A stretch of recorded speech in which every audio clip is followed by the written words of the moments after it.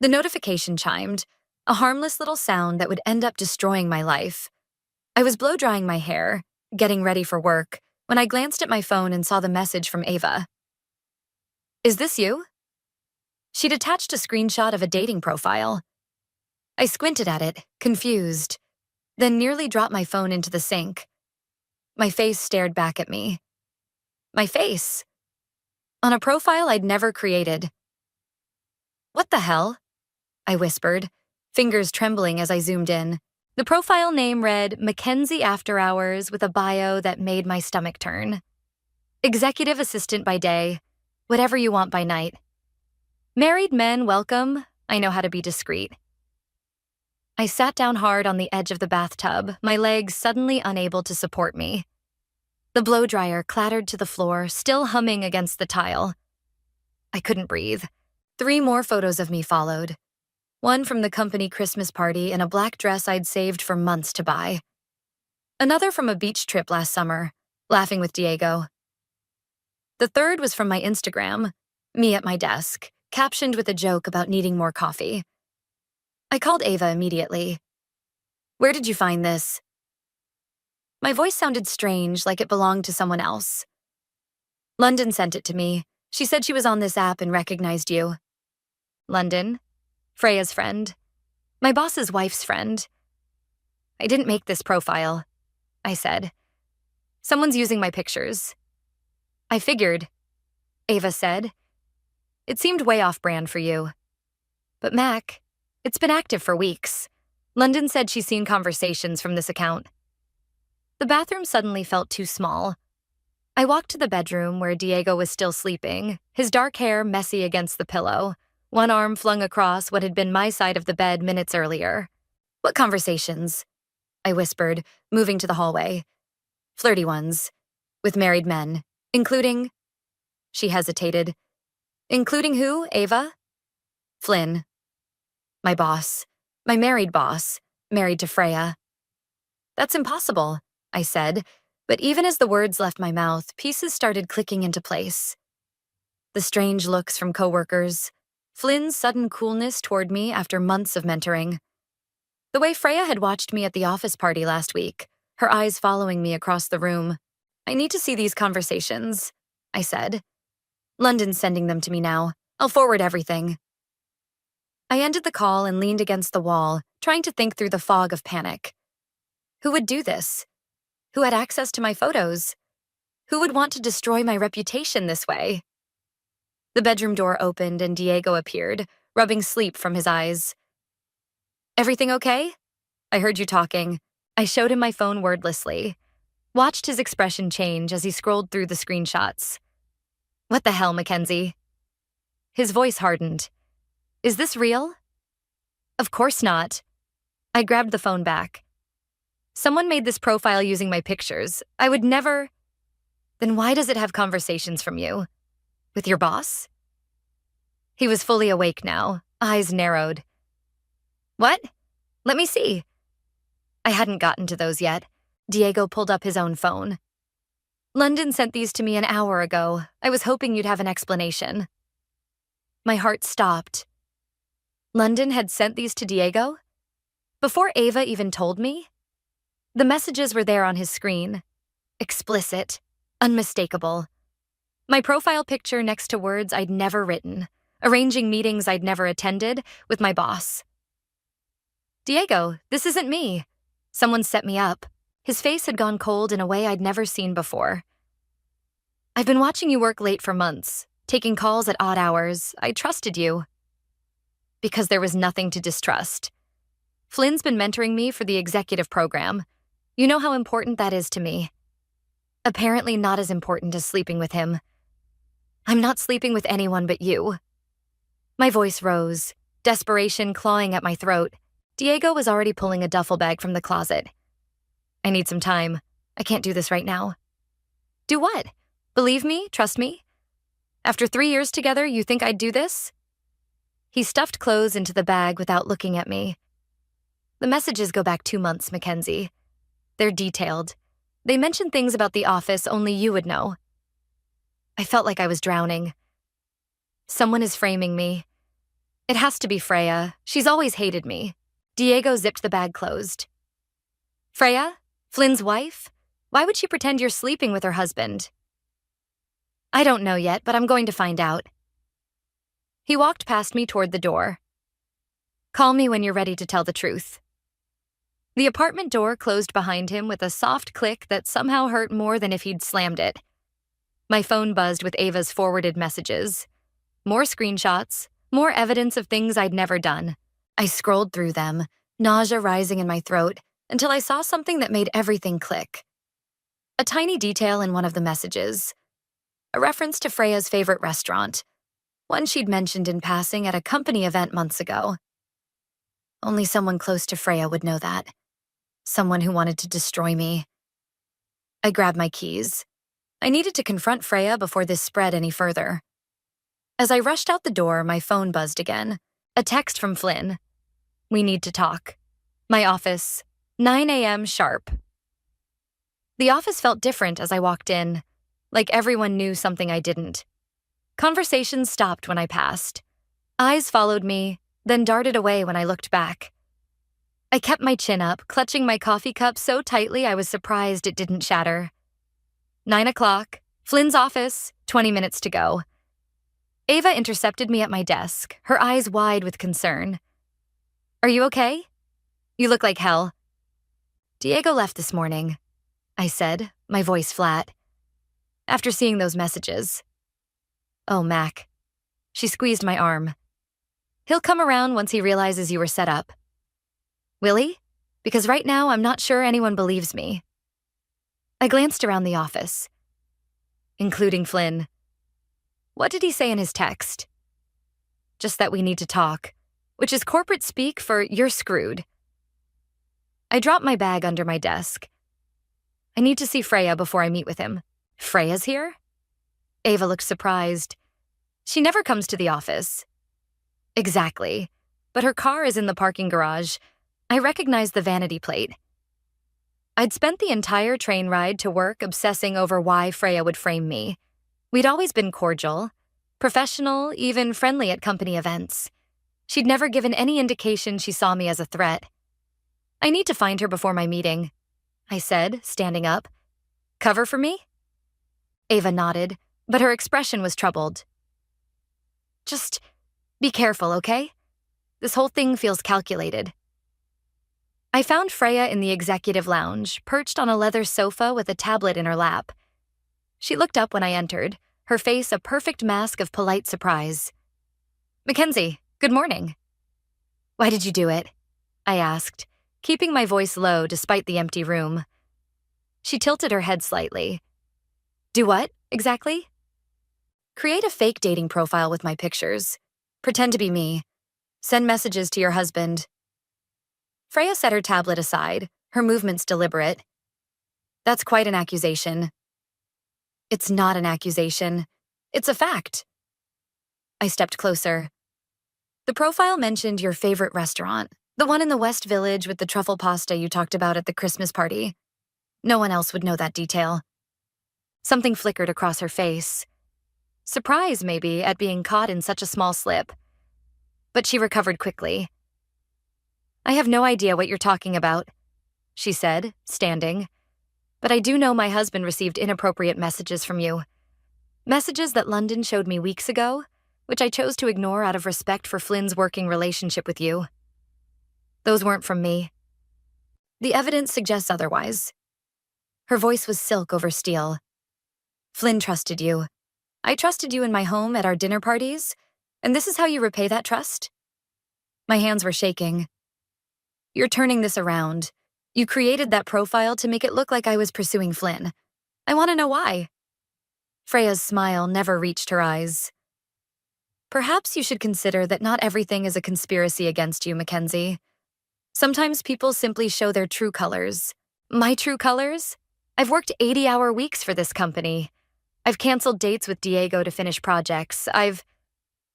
Yes, your poor boyfriend. Her tone shifted to something almost like pity. London mentioned he didn't take the news well. The realization hit me like a physical blow. You made sure London sent those screenshots to Diego, didn't you? You wanted to destroy my relationship too. Freya checked her watch. I believe you have a meeting with my husband in 5 minutes. I wouldn't keep him waiting. I wanted to scream, to grab her by the shoulders and shake the truth out of her. Instead, I took a deep breath. This isn't over, I said quietly. For you? I think it might be. She picked up her tablet and walked past me, the scent of her expensive perfume lingering in the air. Flynn was waiting when I arrived at his office, his face unreadable as he gestured for me to sit.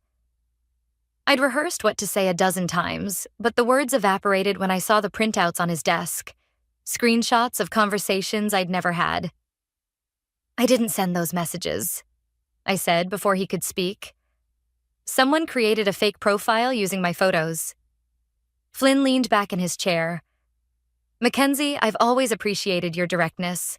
I'm asking for the same courtesy now. I am being direct. I'm being framed, and I think Freya is behind it. His expression hardened. You're accusing my wife of creating a fake profile to impersonate you? To what end? I don't know yet, but those messages aren't from me.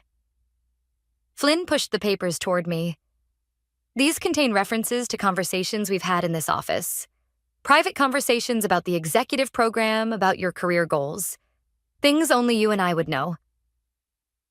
My stomach dropped. That's not possible. It's right here. He tapped the page. Details about the London expansion I mentioned to you last month. Information about the Harrison account that hasn't been made public. I felt the walls closing in. Someone had access to information from my private meetings with Flynn.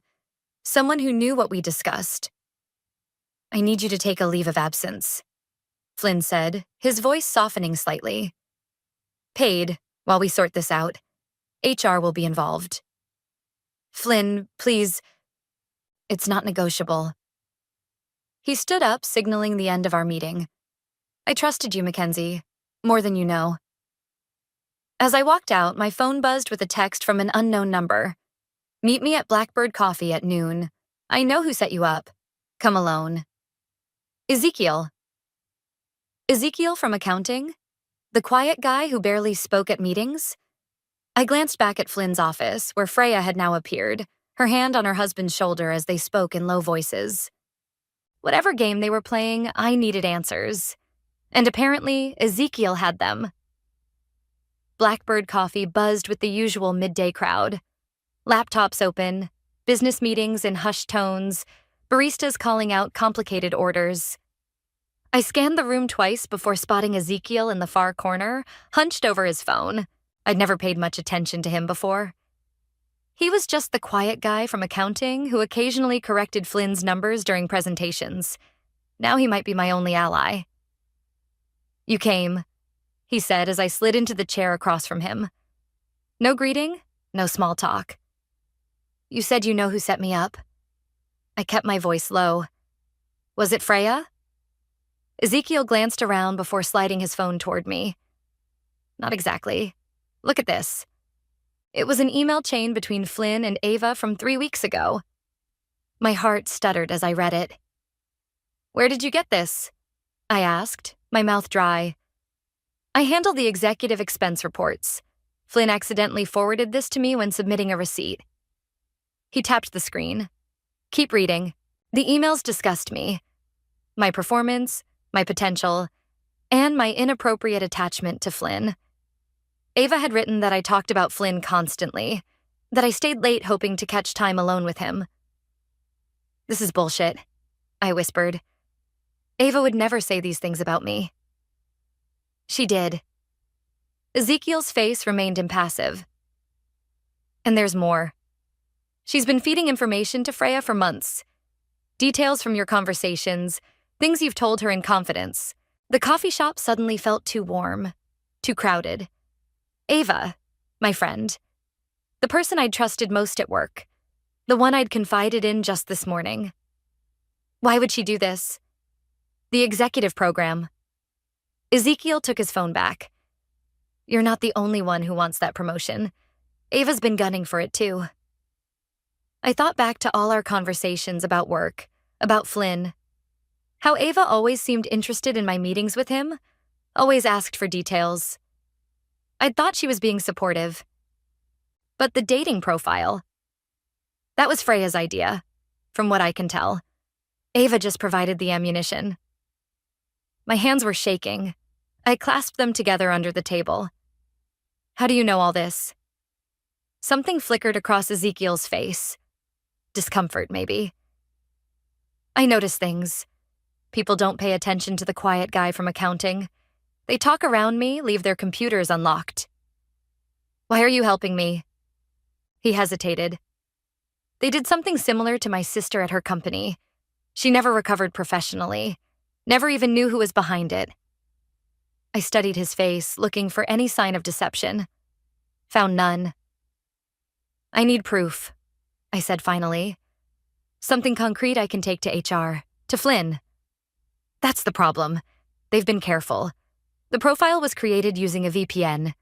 The messages came from burner accounts. Then what am I supposed to do? Just let them destroy my career? My relationship? My voice cracked on the last word. Diego still wasn't answering my calls. Ezekiel leaned forward. You need to beat them at their own game. Set a trap. What kind of trap? Feed Ava false information, something significant that would only come from you. Then wait to see where it goes. It was so simple it might actually work. I felt the first flicker of hope since this nightmare began. I need to think about this, I said, standing up. Thank you, Ezekiel. He nodded once, already turning back to his phone. Be careful who you trust, Mackenzie. Outside, I checked my messages. 3 missed calls from Ava. Nothing from Diego. I walked aimlessly for a while, trying to process this new betrayal. Ava, who'd held my hair back when I got food poisoning at the company retreat. Ava, who'd helped me pick out the dress for my first date with Diego. Ava, who'd apparently been sabotaging me all along. My phone rang again. Ava. This time, I answered. Where are you? She asked. I've been worried sick. The concern in her voice sounded so genuine it made my stomach turn. Just needed some air, I said, keeping my tone neutral. It's been a rough morning. I bet. Everyone's talking about your meeting with Flynn. She paused. Did he fire you? Was that hope I heard in her voice? No, paid leave while they investigate. I took a deep breath. Actually, can you meet me after work? I need to talk to you about something important. Of course. Anything you need. There's this new project Flynn mentioned before. Everything happened. Something big with the Singapore office. The lie came surprisingly easily. I think it might be my way back in. Singapore? He never mentioned that in the executive briefings. It's still confidential. I'll tell you more tonight. I ended the call and leaned against a building, suddenly exhausted. The trap was set. Now I just had to wait. My phone buzzed with a text from Diego. I'm coming by to get more of my things. Will you be home later? No. How are you? No, let's talk. Just logistics for our unraveling life. I typed back, yes. Please let me explain everything. His response came quickly. There's nothing to explain. London showed me more messages today. Things you couldn't possibly know unless you were involved with Flynn. London again. Always London. Something clicked in my mind. I'd only met London twice at company events, but both times she'd been glued to Freya's side. They were supposedly old friends, but what if there was more to it? What if London wasn't just Freya's messenger, but her partner in this setup? I pulled up London's Instagram profile, scrolling through months of posts. There, a photo from 6 months ago. London and Freya at a tech conference, arms around each other. The caption, working with my favorite person, your power couple, Sarah, behind the scenes. Working together? Freya didn't work. She was a socialite, a charity board member. Unless this was her work. Unless destroying me was just their latest project. I took a screenshot and sent it to Ezekiel with a question. What if they've done this before? His response was immediate. Already looking into it. Meet tomorrow, same place. I think you're on to something. For the first time since seeing that dating profile, I felt a surge of something other than despair. Something that felt dangerously like the desire for revenge. Diego was already packing when I got home. The sight of his suitcase open on our bed, the bed we'd picked out together at that overpriced furniture store, arguing playfully about firm versus soft mattresses, made my chest ache. "You're really leaving," I said from the doorway. He didn't look up. "I told you I was coming for my things." "Diego, please, just listen to me for 5 minutes." His hand stilled on a folded sweater. "What's left to say? I've seen the messages, Mackenzie. I've seen the pictures." "Pictures?" My blood went cold. "What pictures?" He finally looked at me, his expression a mixture of hurt and disgust. "Don't pretend you don't know. London showed me everything." "London is lying. She and Freya are setting me up." I stepped into the room. Think about it. Why would this woman you've met maybe twice suddenly contact you with all this evidence? Doesn't that seem suspicious? Diego ran a hand through his hair, a gesture so familiar it made my heart hurt. "You know what seems suspicious? You working late every night for months. You being secretive about your meetings with Flynn. You deleting texts when I walk into the room. What? I've never deleted texts around you." "I've seen you do it, Mackenzie. Multiple times." I racked my brain, trying to understand what he'd seen. Then it hit me. The texts from my mother about her health issues, the ones I didn't want to worry him with. I'd been deleting those because they stressed me out, not because I was hiding an affair. "That wasn't—" I started, but Diego cut me off. "Save it. I'm done with the lies." He zipped the suitcase closed with finality. "I just need to know one thing. Was it worth it? Throwing away 3 years for a promotion?" The injustice of it burned in my throat. "I didn't throw away anything. I'm being framed, and you're too stubborn to even consider that possibility." "Right. Everyone's conspiring against you." He lifted the suitcase off the bed. "Your boss's wife, her friend, probably the whole office. Everyone except Perfect Mackenzie." "Not everyone," I said quietly. "Just Freya, London, and apparently Ava." Something in my tone must have gotten through to him because he paused at the door. "Ava? Your friend Ava? She's been feeding them information about me. Private things I told her in confidence." Saying it out loud made it real in a way that hurt all over again. Diego's expression softened slightly. "How do you know that?" "Ezekiel from accounting showed me emails. She's after the same promotion I am." He set the suitcase down, conflict visible on his face. "That doesn't explain the pictures, Mac." "What pictures, Diego? Please, just show me." After a moment's hesitation, he pulled out his phone and opened his messages. "London sent these yesterday." I took the phone, my hands trembling. The first image showed me entering what looked like a hotel, Flynn's hand on the small of my back. The second showed us in what appeared to be a restaurant, leaning close in conversation. "These are from the executive retreat in Chicago 2 months ago," I said, relief washing over me. "The whole team was there. That hotel is the conference center where we had meetings all day. And this restaurant? It was a team dinner. Ava was sitting right across from us." I scrolled to the third photo and froze. It showed Flynn and me embracing in what looked like an intimate moment. "This isn't what it looks like," I said quickly. This was when Flynn told me my presentation had secured the Harrison account. It was a congratulatory hug, nothing more.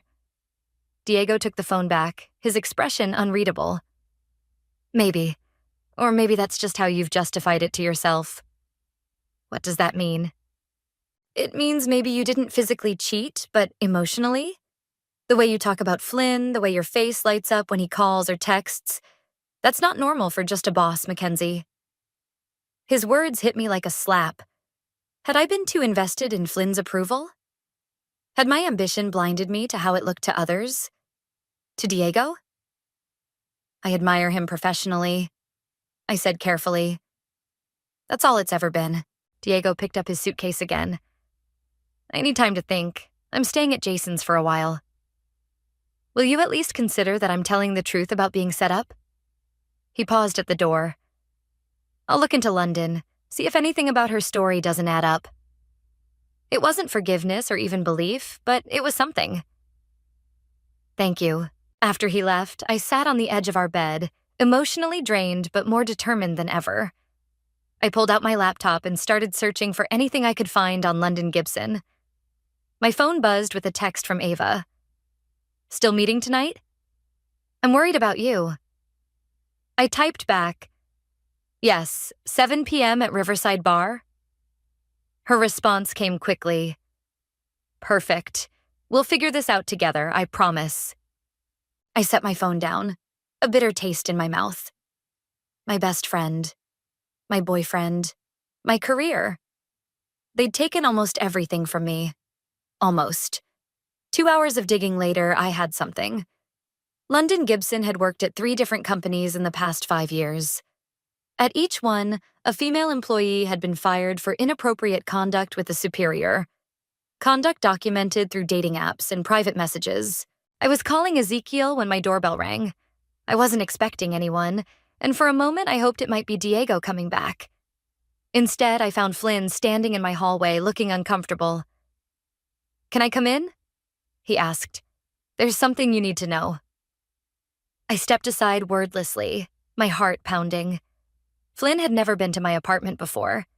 He declined my offer of a drink and got straight to the point. HR completed their initial review of the messages allegedly sent from your accounts. And? I held my breath. The technical team confirmed they were sent from an IP address matching your home network. The room seemed to tilt. That's impossible. I never sent those messages. Flynn's expression was grave. The evidence suggests otherwise, Mackenzie. Unless someone else has been using your home internet. A cold realization washed over me. Someone else had been in my apartment. Someone with access. Diego, I whispered. Diego has been here every night. Flynn raised an eyebrow. You think your boyfriend is framing you for having an affair with me? Why would he do that? Not Diego, I said, my mind racing. Someone else.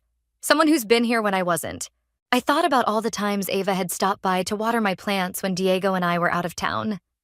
How she had a spare key for emergencies. How she wanted my promotion. Flynn was watching me closely. The board is meeting tomorrow to discuss next steps. If you have any evidence that someone else is behind this, now's the time. Tomorrow? I echoed. That's not enough time. It's all I could get you. He moved toward the door, then hesitated. For what it's worth, I want to believe you, Mackenzie. After he left, I checked the time. 6:30 p.m., 30 minutes until I was supposed to meet Ava. I texted Ezekiel. Need to move faster. They're using my home network to frame me. Board meeting tomorrow. His response was immediate. Don't confront Ava yet. We need more proof. I'm working on something big. But I was done waiting. Done being reactive. If Ava wanted to play games, I'd show her I could play too. I grabbed my keys and headed out. A new plan forming.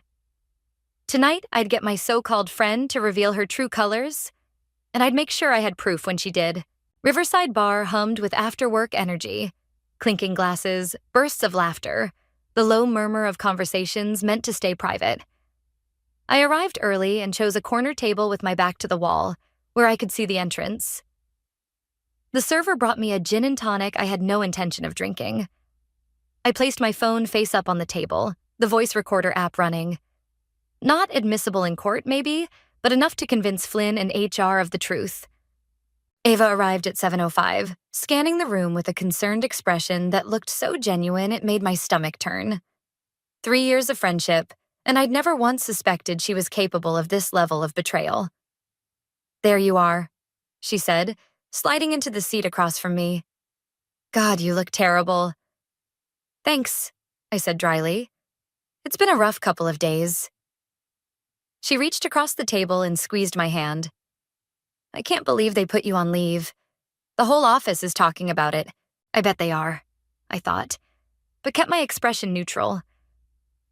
Flynn came to my apartment today. Apparently, the messages to him came from my home network. Ava's eyes widened. That's impossible. Unless... She hesitated. Unless what? Unless someone has been using your Wi-Fi? A neighbor, maybe? I took a calculated risk. Or someone with a key to my apartment. Something flickered across her face. Alarm, quickly masked. Who has keys besides you and Diego? Just you, I said, watching her carefully. For plant watering emergencies, remember? She laughed, but it sounded forced. Are you seriously suggesting I snuck into your apartment to send dirty messages to Flynn from your network? That's insane, Mac. Is it? Because someone did exactly that. Ava took a long sip of her drink, her eyes never leaving mine. Look, I know you're desperate for an explanation, but this conspiracy theory is a stretch. Even for you. Even for me? I repeated. What does that mean? She sighed, setting down her glass. It means you've always had a flair for drama. Remember when you thought the creative team was stealing your ideas? Or when you were convinced Flynn was going to fire you for that typo in the quarterly report? That's different. Is it? Because from where I'm sitting, it looks like you're creating elaborate explanations instead of facing facts. What facts? I leaned forward. The fact that someone created a fake dating profile with my pictures? The fact that someone sent messages from my home network when I wasn't home? The fact that you've been obsessed with Flynn since he started mentoring you, she countered. The fact that you talk about him constantly, cancel plans to work late with him, light up like a Christmas tree whenever he texts you. Her words echoed Diego's so closely it felt rehearsed. Had they been talking behind my back? I'm ambitious, I said carefully. That doesn't mean I'm sleeping with my boss. No one's saying you are, but maybe there's a line between ambition and obsession that you've been blurring. I took a deep breath, reminding myself of the plan.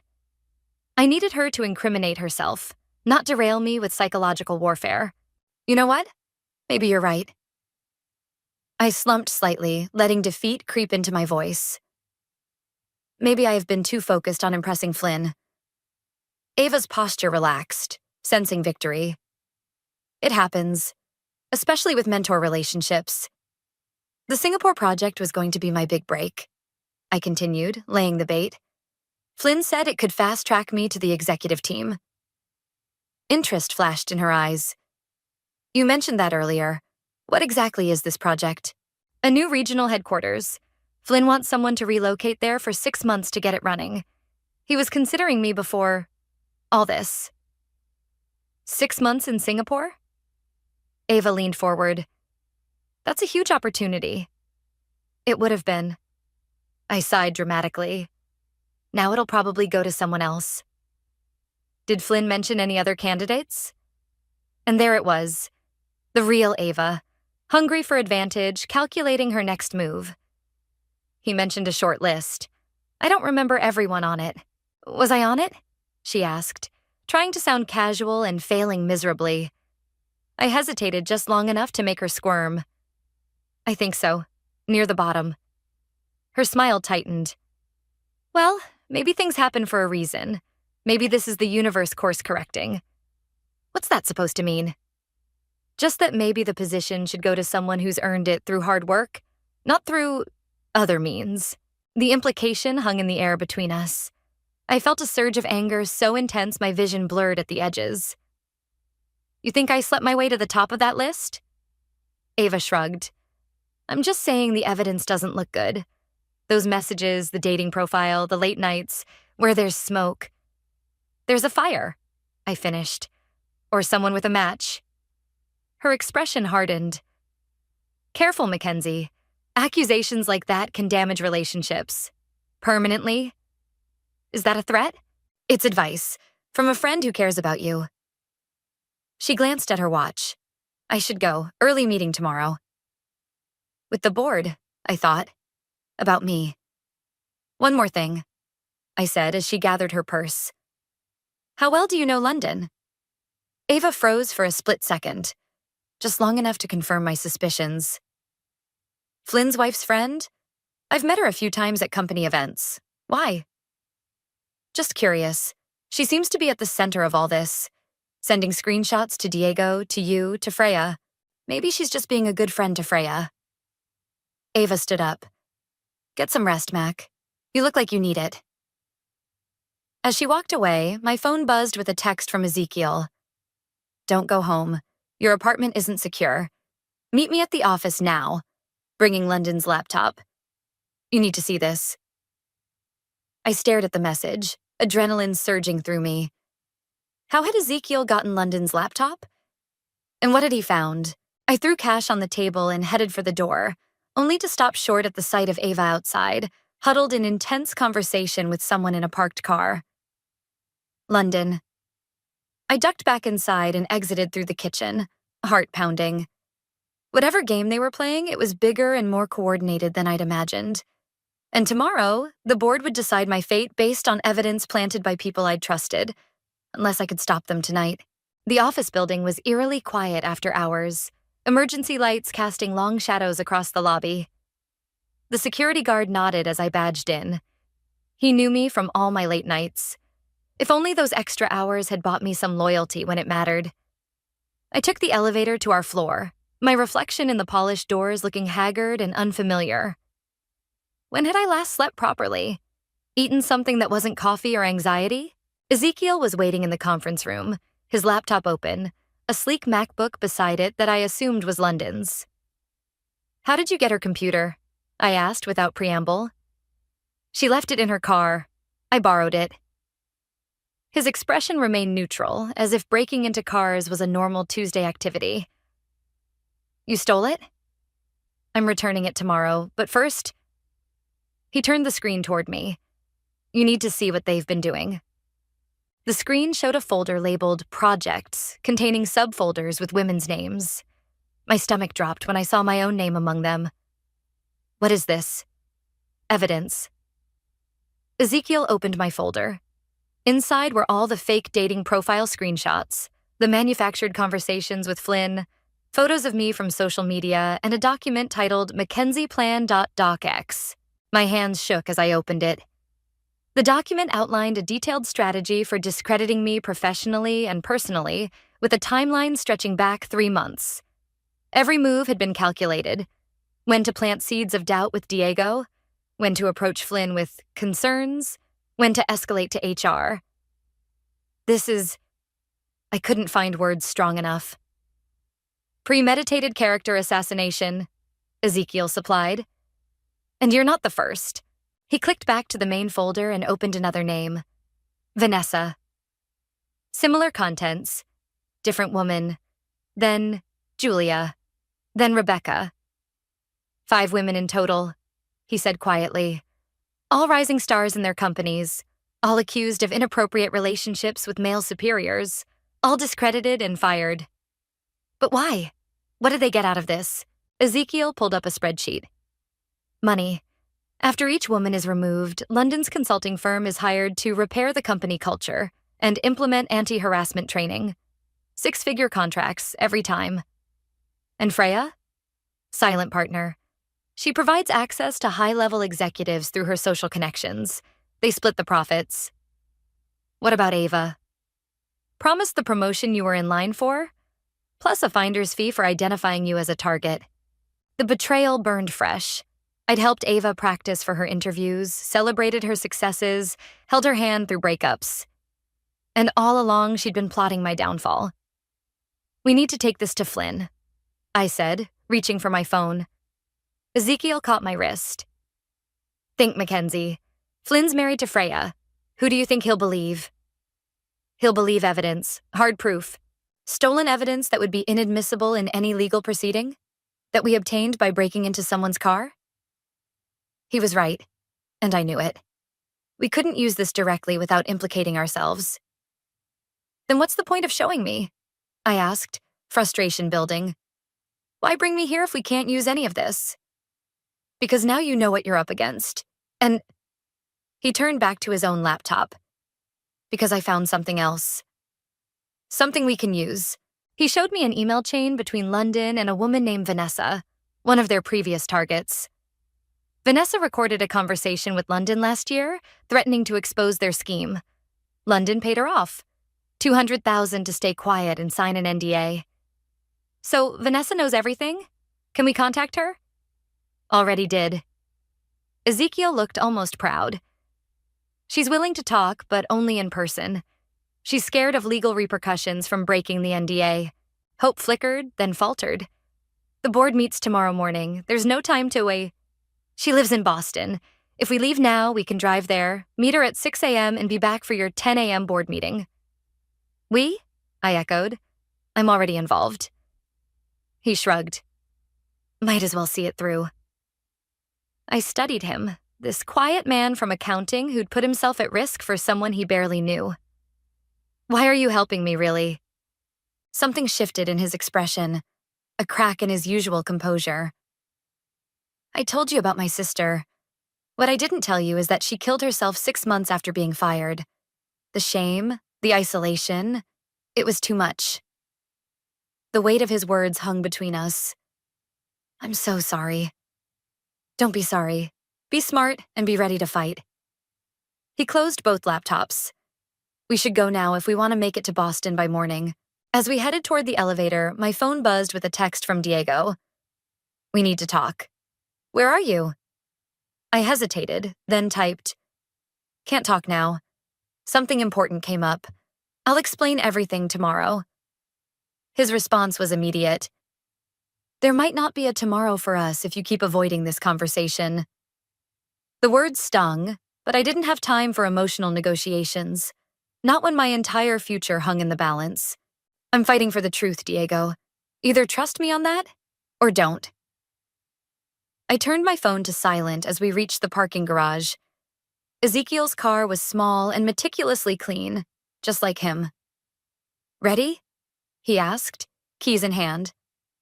I nodded, pushing thoughts of Diego aside. Let's go get our witness. As we pulled out of the garage, I spotted a familiar car parked across the street, Ava's red Prius. She was watching the building, probably waiting to see if I'd show up after our meeting. Duck down, I told Ezekiel. We're being watched. He complied without question, accelerating past her car before she could spot us. She'll know we were here, I said once we were clear. Security keeps logs of who badges in after hours. Then we better make this trip count, Ezekiel replied grimly. Because tomorrow it's all or nothing. I leaned back against the headrest, exhaustion warring with determination. 4 hours to Boston, 2 hours with Vanessa, 4 hours back. Then the board meeting that would either salvage my career or end it permanently. No pressure. The boardroom felt like a courtroom as I walked in. 12 pairs of eyes tracking my entrance, expressions ranging from curiosity to outright hostility. Flynn sat at the head of the table, Freya beside him, her hand resting possessively on his arm. Ava was there too, seated among the executives like she belonged. I was 10 minutes early, but they were all already waiting. An ambush then. Mackenzie, Flynn said, his voice carefully neutral. Thank you for joining us. I took the only empty seat directly across from Freya. Her smile was razor-thin, victorious. She thought this was over. Before we begin, Flynn continued, I want to clarify that this is not a formal disciplinary hearing. We're here to discuss the situation and determine next steps. Translation. We've already decided you're guilty. We're just debating the punishment. I appreciate that, I said, keeping my voice steady. And I appreciate the opportunity to present my side. Freya's smile faltered slightly. She hadn't expected composure. She'd expected desperation. Flynn nodded to HR Director Janet, who cleared her throat. We have evidence of inappropriate communications between you and Flynn spanning approximately 3 months. These communications violate company policy regarding workplace relationships, particularly between managers and direct reports. I understand the seriousness of these allegations, I said, but I did not send those messages. I did not create that dating profile. I am being framed. A ripple of uncomfortable glances around the table. No one wanted to hear this. That's a serious accusation, Janet said. Do you have evidence to support it? I opened my bag and removed a sealed envelope. I do. The drive to Boston had been a blur of caffeine and anxiety, but Vanessa had been everything we'd hoped for. articulate, credible, and furious at what had been done to her. She'd provided a sworn statement detailing London and Freya's scheme, along with copies of bank statements showing the hush money payment. "What I have here is testimony from another victim of this same scam," I said, sliding the envelope toward Janet. "Vanessa Morris was systematically discredited and fired from Apex Solutions last year, using the exact same playbook being used against me." Janet opened the envelope, scanning the contents with increasing alarm. Flynn leaned forward, his expression unreadable. "This is a serious allegation," he repeated, reaching for the documents. "It gets worse," I said, my heart pounding but my voice steady. "The people behind this scam are London Gibson and—" I met Freya's eyes directly. "Your wife." The room went silent. Freya's face drained of color, then flushed with anger. "This is absurd," she snapped. "Flynn, are you going to allow this?" Flynn was reading Vanessa's statement, his expression darkening with each page. "These are very specific allegations, Freya. Bank transfers, meeting dates, recorded conversations. Fabricated, obviously," she said, but her voice lacked conviction. "This woman is desperate to save her job." "I'm desperate for the truth," I corrected, "and I'm not the only one they've targeted." I nodded to the door, where Ezekiel stood with his laptop. He entered silently, placing it on the table. "This presentation contains evidence of 5 similar cases," he explained, opening a slideshow. 5 women, 5 companies, 5 identical scenarios. Each time, the woman is fired for inappropriate conduct. Each time, London's consulting firm is hired afterward for cultural remediation. Each time, they profit. The board members leaned forward, watching as Ezekiel methodically laid out the pattern. Dates, companies, victims, payouts. The evidence was circumstantial but compelling in its consistency. Freya's composure cracked. "This is a witch hunt. You have no proof I'm involved in any of this."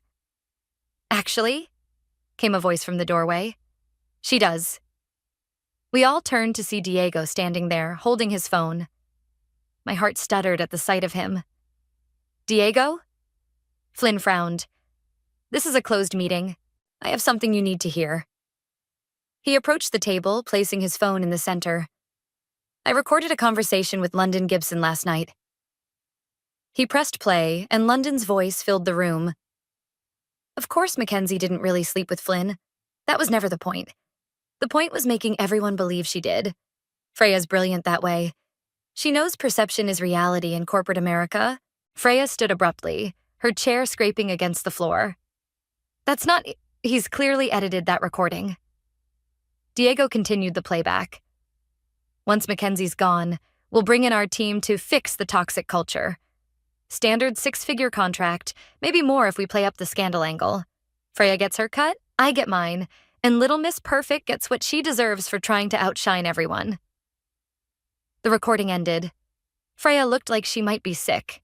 "I didn't believe Mackenzie at first," Diego said, looking at me with regret in his eyes. But something about London's eagerness to show me evidence felt off.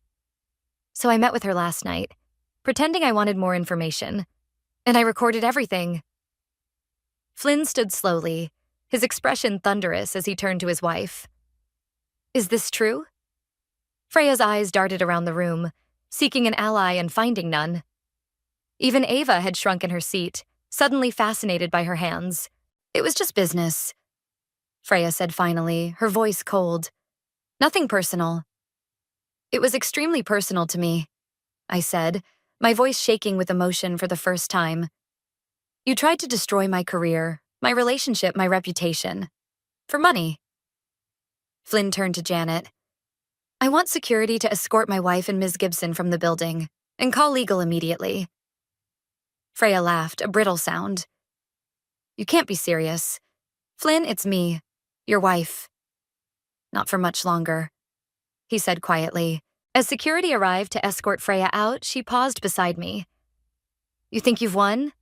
This isn't over." I met her gaze steadily. "For you, it is." The room erupted in conversation as she left.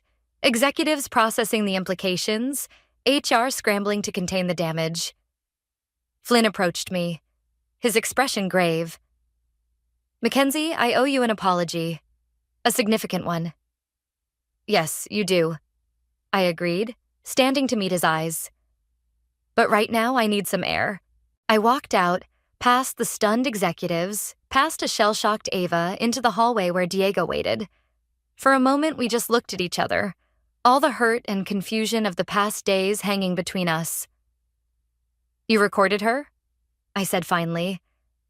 I should have believed you from the start. His voice was rough with emotion.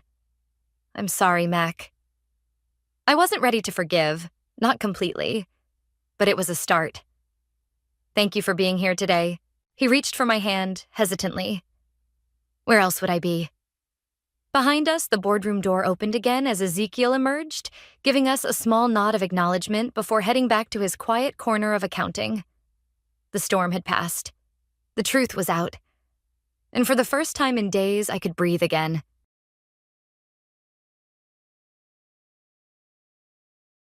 Apologies. I've already left, as when I was at the rest area using the restroom, I received an unexpected call from Michael. Amid the laughter of his in-laws in the background, he dropped quite the shocker. We're going to have a great time with the family, he said. You can head back home and maybe do some cleaning. I was really looking forward to this trip, especially since it had been a while since our last getaway. Despite some hesitations about traveling with his family, the thought of staying at a luxurious inn had me excited. But to be left behind like this was astonishing. In the solitude of the restroom stall, I trembled with a sense of deep betrayal. Struggling to keep my composure, I managed a calm response. Okay. However, this was no ordinary day.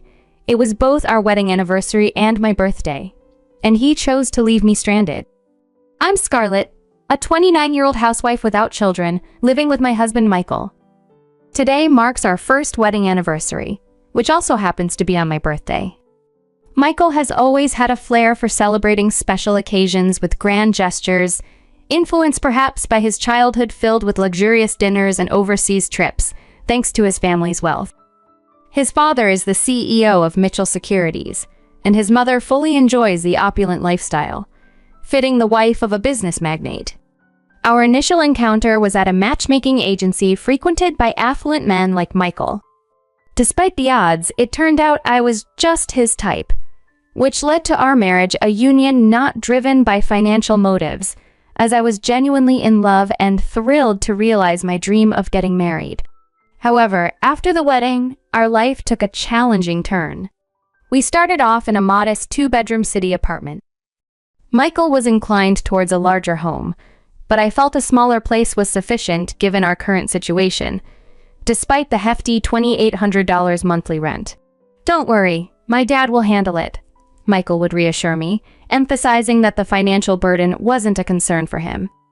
And indeed, the following month, his salary was bumped up by $700, a move he claimed was timely and deserved. I won't let you face any hardships, he assured me. Despite his reliance on his family's support, I often wondered about the fairness towards his colleagues and the overall propriety of such advantages. Despite Michael's father's influence and financial backing, I felt a wave of gratitude when he mentioned the raise in his salary. I didn't question him further. By the way, I'm having dinner with my parents today, Michael casually dropped as he prepared to leave. A business dinner? I asked, hopeful for some normalcy. No, just a family one. I should be back by 12. Take care, he replied nonchalantly. His casual mention of dining with his parents on what seemed to be a regular evening caught me off guard, and in a daze, I watched him say, I should get going, before leaving. Dinner with his parents on a weekday? And today of all days, it's Friday. I hadn't heard anything about this plan. Usually, as his wife, I would be included, not because I wanted a free meal, but because it's important to maintain a good relationship with the in-laws. I struggled to make sense of Michael's actions and began to feel a growing unease about our newlywed life. From then on, things seemed increasingly off in our marriage. After that dinner episode, Michael frequently visited his parents' house for various reasons. It's my cousin's birthday, or can't make it today. Mom asked me to come over. As a first-time bride, I just nodded, thinking this was normal. But during a dinner with a friend whose marriage had more years under its belt, Her surprised reaction to Michael's frequent absences made me question things. He goes home that often? And leaves you alone for a cousin's birthday? That's crazy, she exclaimed. Her shock made me realize this wasn't normal, and I felt embarrassed. You're right, it's weird, but Michael says it's normal. Don't take this the wrong way, but hasn't he really grown up yet? Her words hit hard. It seemed odd for a 32-year-old man, poised to take over his father's business, to prioritize family matters so frequently after marriage. I regretted not seeing Michael's true nature before we married. Feeling disheartened, I returned home to find my mother-in-law in the living room. I'm home, Scarlett. Where have you been? She inquired, expecting me to have been waiting with dinner ready. Michael was out, likely at a convenience store. Weren't you and Michael supposed to dine out tonight? I asked. She explained the dinner was canceled due to a restaurant issue and thought Michael had informed me. Checking my phone, I saw a message from Michael sent just as I got off the train. There was no way I could have prepared dinner in such a short time. He did message, but I just saw it now, I explained, frustrated. Her next comment stung sharply. This is the problem with kids from single-parent households. You can tell they weren't raised right. I was raised by my single mother after my father died when I was young. My mother had worked tirelessly to provide for me. It has nothing to do with being raised by a single parent. I just hadn't seen the message yet, I retorted, visibly irritated. She dismissed my comments and shifted the topic. Well, anyway, I've always noticed this, but your house is quite small. I think it's average, suitable for just the two of us, I responded, defending our choice. You can't be serious, she scoffed, undermining our decision yet again. I often felt sympathy for Michael having to live in such a tight space. My interactions with my mother-in-law were consistently stressful. Both she and my father-in-law, perhaps due to their affluence, tended to be rather patronizing, which was why I never really connected with them. Realizing that further conversation was futile, I began preparing dinner quietly while she turned on the TV, seemingly ignoring me. From that day, she started showing up unexpectedly more often, and sometimes even my father-in-law joined her. They frequently criticized how messy the kitchen was, or how small the house seemed, and would sarcastically suggest, we have a much bigger house. Why not move in? I was adamant about not wanting to live with them and firmly declined each time. They always seemed to visit when Michael was not home, so he remained unaware of their disparaging comments. I once tried to discuss it with him, but his response was disheartening. Why not? What's so bad about living together? From then on, I realized discussing this with Michael was pointless and chose to endure the situation on my own. Our first wedding anniversary, which also coincided with my birthday, was approaching. For your birthday this weekend, I'm thinking of celebrating more grandly than last year, Michael said, slightly tipsy from an evening out. His face was flushed, and I wasn't sure if he was sincere, but knowing his penchant for celebrations, I couldn't help but feel a spark of excitement. Last year's dinner was wonderful. That was more than enough, I replied. That's nothing compared to what I've planned. Let's go on a family trip, he announced. A family trip? The phrase struck me as odd since it was just the two of us. Noting my confusion, Michael added, my parents, cousins, uncles, all will join. We're heading to a luxury resort in Palm Springs. I was puzzled. All those people? And why Palm Springs? I questioned, unable to understand why he wanted to involve his entire family in our anniversary and my birthday. Michael, somewhat oblivious, replied, sounds fun, right, Scarlett? Sometimes you've got to let loose and enjoy. Despite my initial reservations, as the trip preparations went on, I found myself looking forward to the vacation. Maybe it was Michael's optimism or the rare chance for a getaway, but a genuine smile slowly found its way onto my face. I knew my in-laws might throw their usual jabs, but I resolved to pay them no mind. Finally, the anticipated Saturday arrived. Michael and I reached his parents' house, our gathering point for the trip. Well, Scarlett, you're late, aren't you? Do you even realize you're the star today? My mother-in-law chided in front of everyone. Though her tone was sharp, The recognition that I was supposed to be the center of attention softened her words slightly. "I'm sorry, there was traffic," I apologized. "Excuses won't do. We should leave soon," she responded, her tone suggesting urgency rather than understanding. We were already late for our luxury resort, and the family's grumbling about our tardiness was becoming a familiar background noise. Despite their comments, I kept my composure, reminding myself that such remarks had become a regular part of the past year. Michael's cousin, who looked much younger and had a rather sinister glint in his eye, didn't help the situation. His unexpected snide remark, "This is Michael's wife?" Not what I expected, caught me off guard, but I chose not to respond. Instead, I turned away, deciding that showing maturity was the best response. "I'm so excited!" I've been to luxury resorts multiple times, but tonight's place costs $22,000 per person, someone mentioned. The figure made me pause. $2,200 per person seemed exorbitant, but it also sparked a nagging suspicion in my mind. Once we all piled into my in-laws' car and my father-in-law hit the gas, the journey to Palm Springs, expected to take about 3 hours, began. We planned to take a short break at the next rest stop. About an hour in, I excused myself to use the restroom. "All right, off you go," my mother-in-law said dismissively, waving me away as one might shoo a stray dog. Inside the restroom, I took a deep breath, relieved that the trip had been uneventful so far and hoped for a similarly smooth continuation. Just as I was settling into this thought, my phone vibrated with Michael's name on the display. Expecting a mundane request, I answered casually. "I'm still in the restroom, Michael." His response, filled with what sounded like amusement and accompanied by laughter from my mother-in-law, chilled me. "Sorry, but we've already left." "Wait, what do you mean?"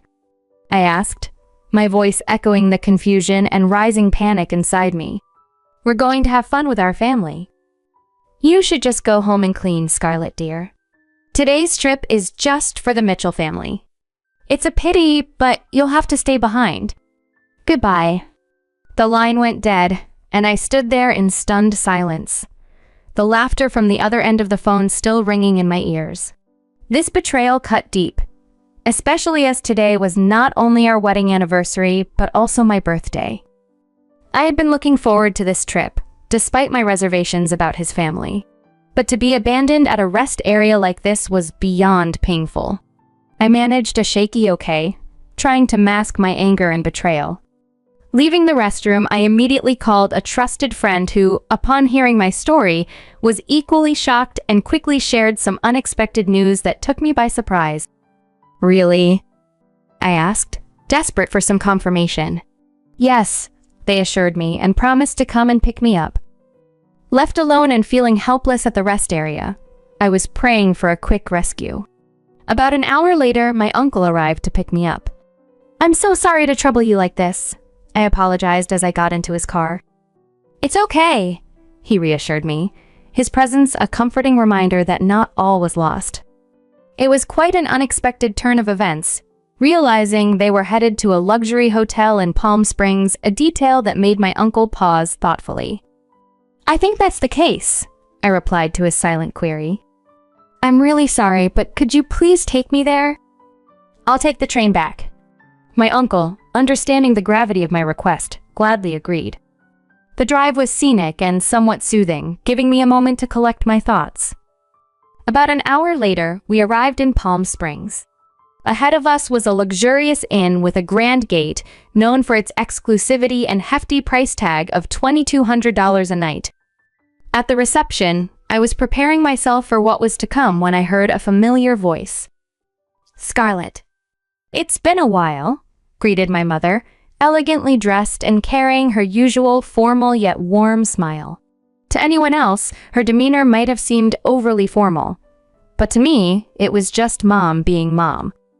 Indeed, this inn had been run by my mother's family for many years, and she was the current innkeeper. After becoming a single mother, she started working at this inn, making it a second home to me. I had called her from the rest area, surprised to learn there was a reservation under Mitchell Securities. I had suspected they might be headed to a luxury hotel, but never imagined it would be the one run by my own family.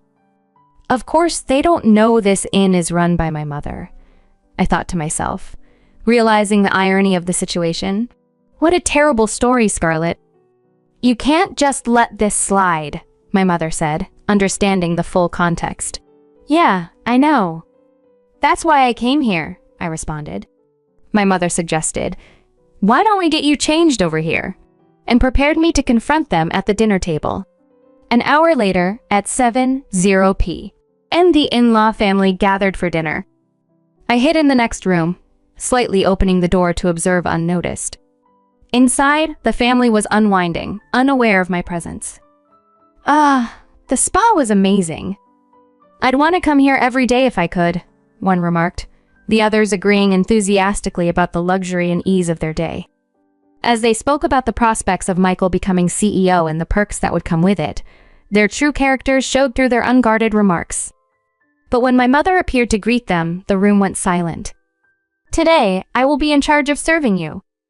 Please let me know if you need anything, she announced with perfect grace, creating a noticeable tension among them. As they resumed their meal and inappropriate discussions, my mother and I did nothing but watch. It's great that we all could come. We got rid of the bothersome daughter-in-law, and the food is delicious, one snidely commented. Perfect, another added, though with a hint of caution, if you say that, she might get angry, you know? It's fine. She's not really one of us, to be frank. She never was. After all, it would be a shame to have a child from a single-parent family in our household, my mother-in-law said harshly, unaware of who was listening.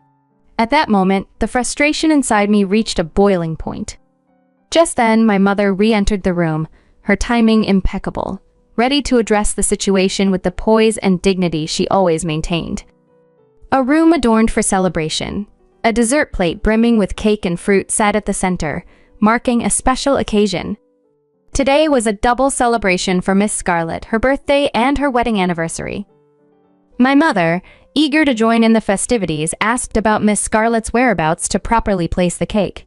The room fell into a confused silence, the family exchanging bewildered glances. Didn't anyone mention it to you? My mother inquired. The innkeeper interjected. I heard about the celebrations myself. Did Michael mention anything?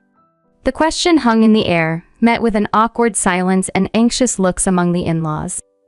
Finally, the mother-in-law raised her hand and sheepishly admitted, I'm Scarlett. I was too shy to bring it up given my age, but I really appreciate this wonderful surprise. She was the only woman present, making her declaration quite fitting. My mother, however, could only offer a weak smile, amused by the unexpected turn of events. What's so amusing? Is it odd for someone my age to enjoy a surprise? Scarlett asked, a hint of concern in her voice. Not at all, my mother reassured her. I was just thinking about something else. Let's bring out the cake. Before we could proceed, Scarlett's mother-in-law interjected sharply, wanting to add something important. As she spoke, I took a deep breath, readying myself for another revelation. Scarlett Mitchell is actually my daughter, my mother declared, stunning everyone in the room. Murmurs of shock filled the air. Seizing the moment, I opened the door from the adjoining room and stood beside my mother, announcing, This innkeeper is my mother, and it's a pleasure to meet all of you. Michael, caught off guard, exclaimed, Scarlett, why are you here? And what do you mean she's your mother? I explained, It means just that. This inn is owned by my family, and I plan to take over its management someday. Michael had never actually met my mother before, partly because she was always busy with the inn, but also because Michael and his parents had been reluctant to meet her directly. Although Michael had called me for our wedding introduction, he had never met her in person. After showing my mother a picture of Michael and explaining who he was, we had managed an unconventional introduction. From what I overheard earlier, could we please avoid making any insensitive remarks about my mother being a single parent? We are just stating the facts, I said, addressing the underlying tensions and hoping to bridge the gap between our families. Here's a simplified and expanded version of your narrative, rewritten for clarity and detail. In the midst of a family gathering that was meant to celebrate, tensions unexpectedly flared. What's with all this sudden drama? What grudge could you possibly hold against us? Michael demanded, his voice echoing a mix of confusion and disbelief. None of them, not Michael nor his mother, seemed to grasp the depth of disrespect I felt they had shown me. Frustration that had been simmering within me finally boiled over. Grudges? If we're talking about grudges, it all starts with you, Michael, I retorted sharply. I thought I married someone who was genuinely caring, but it turns out you're nothing but a mama's boy. You should be prioritizing our marriage, not teaming up with your parents to belittle me. My words left Michael speechless, and all he could do was stand there, stunned by my directness. My mother, who had been a quiet spectator till now, listened intently as I confronted my in-laws. Why do you all treat me like I'm just an annoyance? If that's how you feel, maybe it's best if I just leave the Mitchell family right now. The room went silent until Michael's mother scoffed. What? Are you really ready to be alone? Meeting her challenge with a steady gaze, I replied, Actually, it's okay. I'm pregnant. So I won't be alone. And with the inn as part of my inheritance, I won't have financial worries either. This was news to everyone except my mother. I had discovered my pregnancy just last week and had confided only in her, which explained her calm demeanor amidst the storm. A child? What are you talking about? I hadn't heard about this, Michael stammered, his previous arrogance replaced with uncertainty. Scarlett, if that's the case, it changes things. You should have told us sooner, he added, his tone softening. But it was too late for soft words. I was tired of their unpredictable and unreasonable attitudes. No, my decision is final. Let's proceed with the divorce through lawyers. I will live happily with my child and my mother, I declared firmly, my resolve unshaken. With that, I opened the door to the hallway and exited the room, the door slamming shut behind me with a definitive sharp noise. I'm done with this. My child will be happier without that family, I murmured to myself, walking away. Despite their attempts to reconcile, which included over 28 calls a day from Michael and his parents, I blocked all their numbers. A few days later, I received a letter from Michael, officially confirming our divorce. It was filled with pleas for reconciliation and expressions of regret. I simply tore it up. Given his history of prioritizing his parents over me, I couldn't risk that he might do the same with our child. Now, as I nurture the new life growing within me, I am planning a future with my mother by my side. Once my child is born and a bit older, I plan to send them to daycare and join the inn's business full-time. The path to becoming the next innkeeper is long and challenging, but I am determined to work hard to raise my child properly and manage the inn successfully.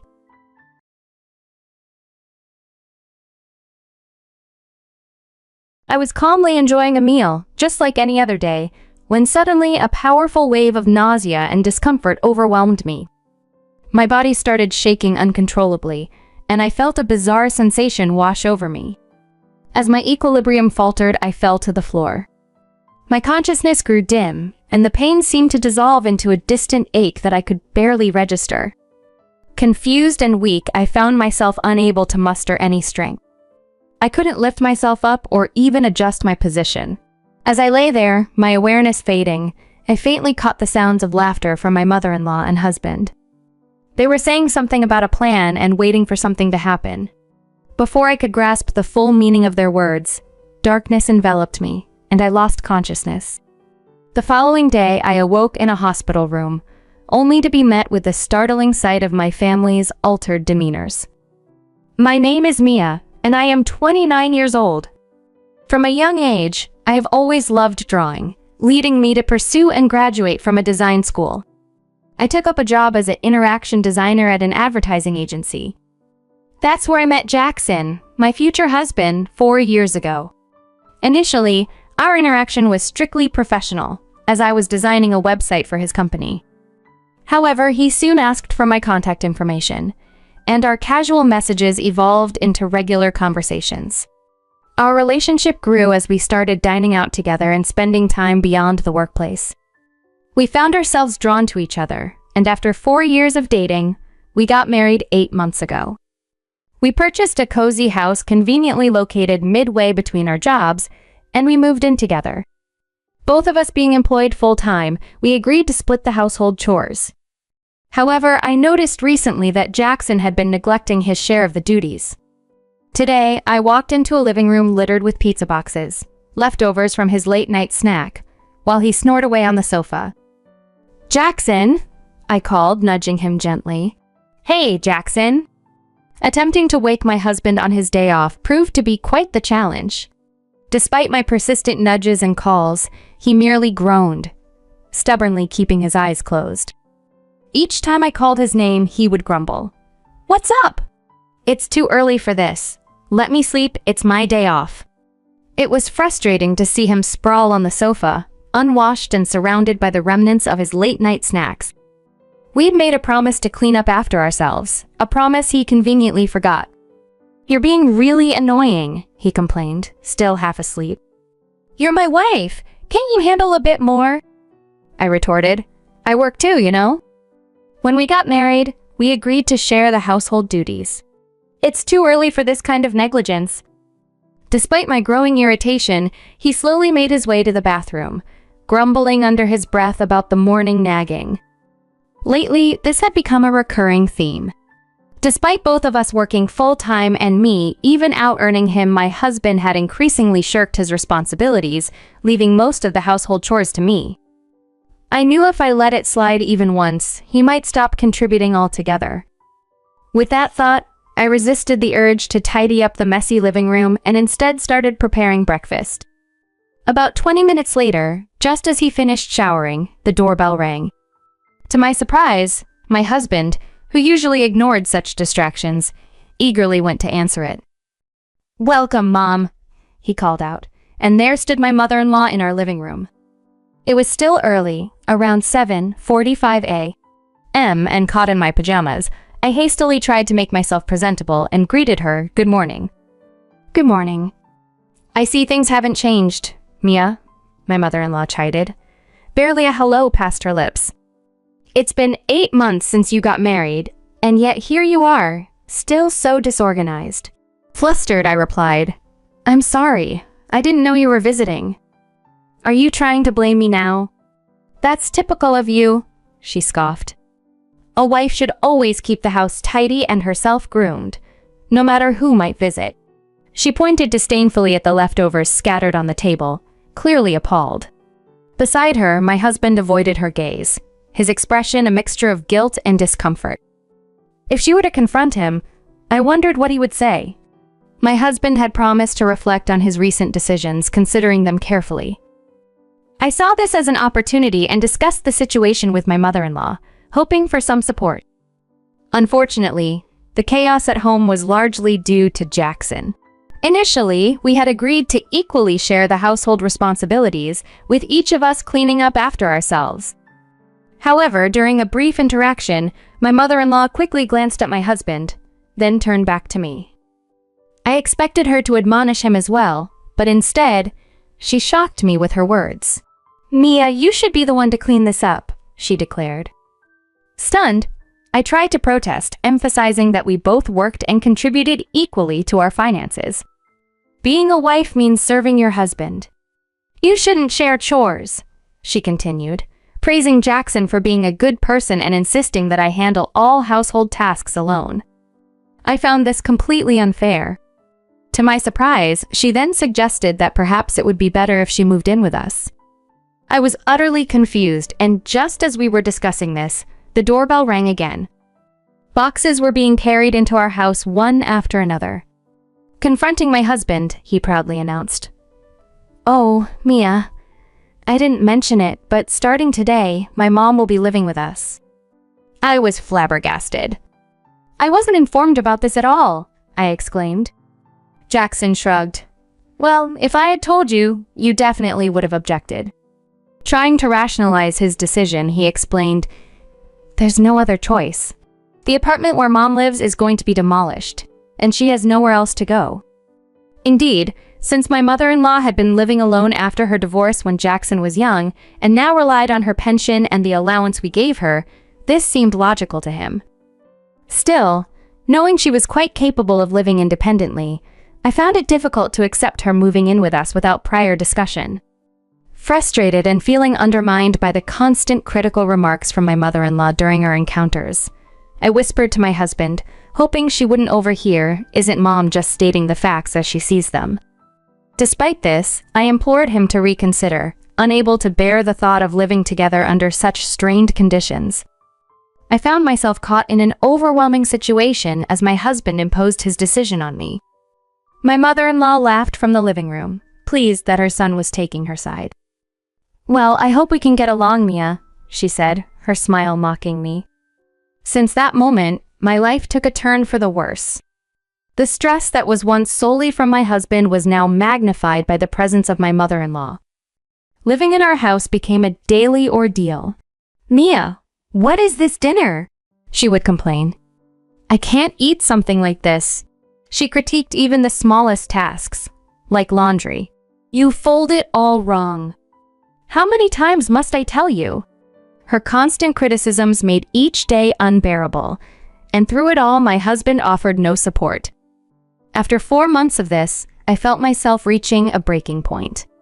The possibility of growing to resent my husband loomed large. One night, feeling desperate, I decided to share my feelings with him in our bedroom. "Jackson, I need to talk about your mother." "I can't live with her any longer," I confessed. "What are you talking about?" "That's impossible." He dismissed my concerns immediately. "I'm really struggling with our life together," I pleaded. He sighed loudly, his glare intensifying. "Struggling? She's just trying to teach you." "Teach me? Am I such a terrible wife?" I asked, my voice breaking with frustration and hurt. "This is why you irritate me. You don't even see what you're doing wrong," he retorted sharply. "That's cruel. Why do you speak to me like this?" "I'm trying my best," I protested. "Just try harder to be recognized by us," he said coldly. "It's a miracle someone like you even got married." His words plunged me into a deep despair, making me feel as if I were drowning in darkness. Was I truly a failure compared to other wives? This thought pushed me further into self-loathing. Despite several attempts to discuss the situation, my husband refused to consider ending our living arrangement with his mother.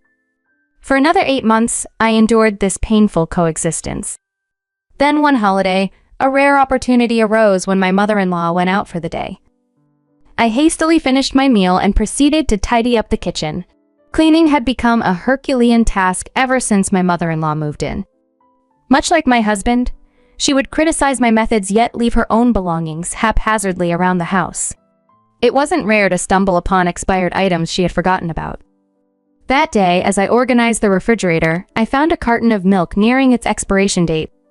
Given that only my husband and mother-in-law drank milk, it was likely hers.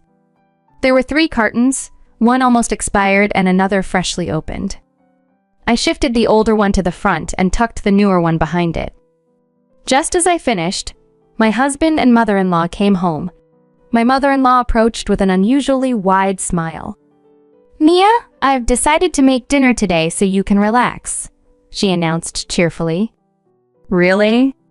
Are you sure it's okay for me to just let you handle everything?" I asked, a bit taken aback. "Absolutely. It's fine for me to take over sometimes," she replied. Then, to my surprise, my husband chimed in. "I'll help too." He had never offered such assistance when I was the one cooking. Did he desire a wife more akin to his mother? By then, perhaps I had become too influenced by their demeaning attitude towards me. I had thought about leaving before it reached this point, but at the time, I still blamed myself. Soon, the table was adorned with a variety of dishes prepared by my mother-in-law, including a cold pumpkin soup she boasted as her specialty. "Try this," she urged, presenting it to me. Curious, I took a sip and immediately felt the coarse, gritty texture of underblended pumpkin fibers in my mouth. "Mia, you could never make something like this, could you? You're just not good at cooking," she taunted. "Yeah, Mia can't manage even this," my husband agreed as they both laughed off my culinary skills, praising my mother-in-law's dish as they ate. Reluctantly, I tried another sip, not wanting to waste food, but instantly, something felt wrong. A wave of intense nausea swept over me, and I staggered, then collapsed onto the floor. There was no pain, only a numbness as my consciousness began to blur. Struggling to move or even speak, the last thing I heard amidst my fading awareness was my mother-in-law's laughter. "Everything is going according to plan. We just have to wait now," she whispered, confirming my worst fears as darkness enveloped me. I could faintly hear my husband's laughter mingling with his mother's, as they seemed to celebrate their mischief. "Mom, the plan worked perfectly, just like you said. Now we can finally spend some quality time together," he exclaimed, sounding too pleased. Their laughter echoed unpleasantly in my ears, chilling me to the core. But before I could ponder the implications of their words, darkness engulfed me, and I lost consciousness. When I regained my senses, it was to the sterile environment of a hospital room. I felt a mild discomfort and a faint ache in my stomach, but nothing as intense as the night before. Confused and trying to sit up, I noticed my mother-in-law and husband occupying the hospital beds adjacent to mine, looking visibly unwell with sunken cheeks and pale faces. "Why is Mia okay?" "Why?" my mother-in-law exclaimed in shock and confusion upon seeing my condition. "That doesn't make sense," my husband added, his voice filled with frustration. I demanded an explanation, bewildered by their state and my own relatively stable condition. "I used milk with a laxative in your soup," my husband confessed, his voice weak. "A laxative? But why do you look so ill?" I asked, puzzled. "It was supposed to be a little scare. A joke," he muttered. I could hear gurgling sounds from his stomach, and his complexion was ghostly, indicating he was close to collapsing. In that moment, my mother-in-law shot me an accusing glare. "This is all your fault. Mia, the milk that was supposed to be for you, was kept at the back of the fridge." Suddenly, it clicked. Milk? Oh, could it be? I remembered organizing the fridge earlier. I had moved some milk that was nearing its expiration date to the front to use it up first. "Why did you meddle with things unnecessarily?" she cried out in distress. Unknowingly, I had disrupted their plan. My mother-in-law had used the milk from the front for their soup, thinking it was safe, while the milk I was supposed to use laced with laxatives ended up in the back. She assumed their plan had worked when I began showing symptoms and collapsed. However, it turned out that my collapse was likely due to a different reason entirely. Meanwhile, they had suffered severe abdominal pain and nausea from their own laxative-laden meal, forcing them to call an ambulance in haste. That's how we all ended up in the hospital, brought in together while they lamented the failure of their plan because of my unintended interference. In that critical moment at the hospital, harsh words from my husband cut deep. "A useless wife like you should stay in the hospital forever." Instantly, reality struck me with force. Clearly, I wasn't in the wrong. These people were simply despicable. This realization brought clarity and determination. "This is absurd! You're absurd!" "I've done nothing wrong," I retorted, locking eyes with my husband. "Why should I live in fear because of you?" I continued, my voice steady and resolute. "I'm divorcing you as soon as I'm discharged." "What are you talking about?" he stammered, disbelief etching his face. "I can't bear being part of a family like this any longer." "I'll be consulting a lawyer," I declared firmly. "A lawyer? Are you kidding me?" he replied, his voice laced with incredulity. "I'm dead serious. I will never forgive what you've done to me," I affirmed, my resolve unshaken by his shock. Turning to my mother-in-law, who tried to maintain a facade of toughness, I said, "Threats won't work on me." Her face strained as she attempted bravado. "Such threats won't work on me," she echoed feebly. I couldn't help but laugh at the absurdity. "A threat? I'm simply taking action as the victim of your schemes. You should understand that, right? And you know the potential consequences if I pursue a lawsuit." "Lawsuit?" The panic became visible in their expressions. "Yes, considering my company's business relationship with Jackson's company, the fallout will be significant. Rumors will spread quickly," I explained. "What?" "If you do that, Jackson will Yes, that's right. I'm curious to see how this affects your beloved son's career, I interrupted her. Her pleas for me to stop only urged a nurse to rush into the room. After a brief explanation, I was moved to a different room. Later, doctors revealed that my collapse was due to stress-induced gastric ulcers, a timely signal from my body that I didn't belong there anymore. Once discharged, I visited a law firm to initiate a compensation claim. The lawyers confirmed that substantial compensation from my mother-in-law and husband was feasible. I finalized the divorce proceedings and went to confront my husband, who had been discharged earlier. His mother's glare no longer affected me. It would be the last time I'd see them. They ended up paying the compensation in a lump sum. Their savings quickly depleted and my mother-in-law had to start working. Rumors of our divorce spread through Jackson's company, leading to his social isolation. He began missing work regularly, and it seemed only a matter of time before he would leave or be fired. Meanwhile, I moved into a splendid apartment, enjoying a tranquil and carefree life, a stark contrast to my previous existence. It was liberating and blissful. In that marriage, I hadn't felt truly alive. Now, free from those days of agony, I was determined to live solely for my own happiness.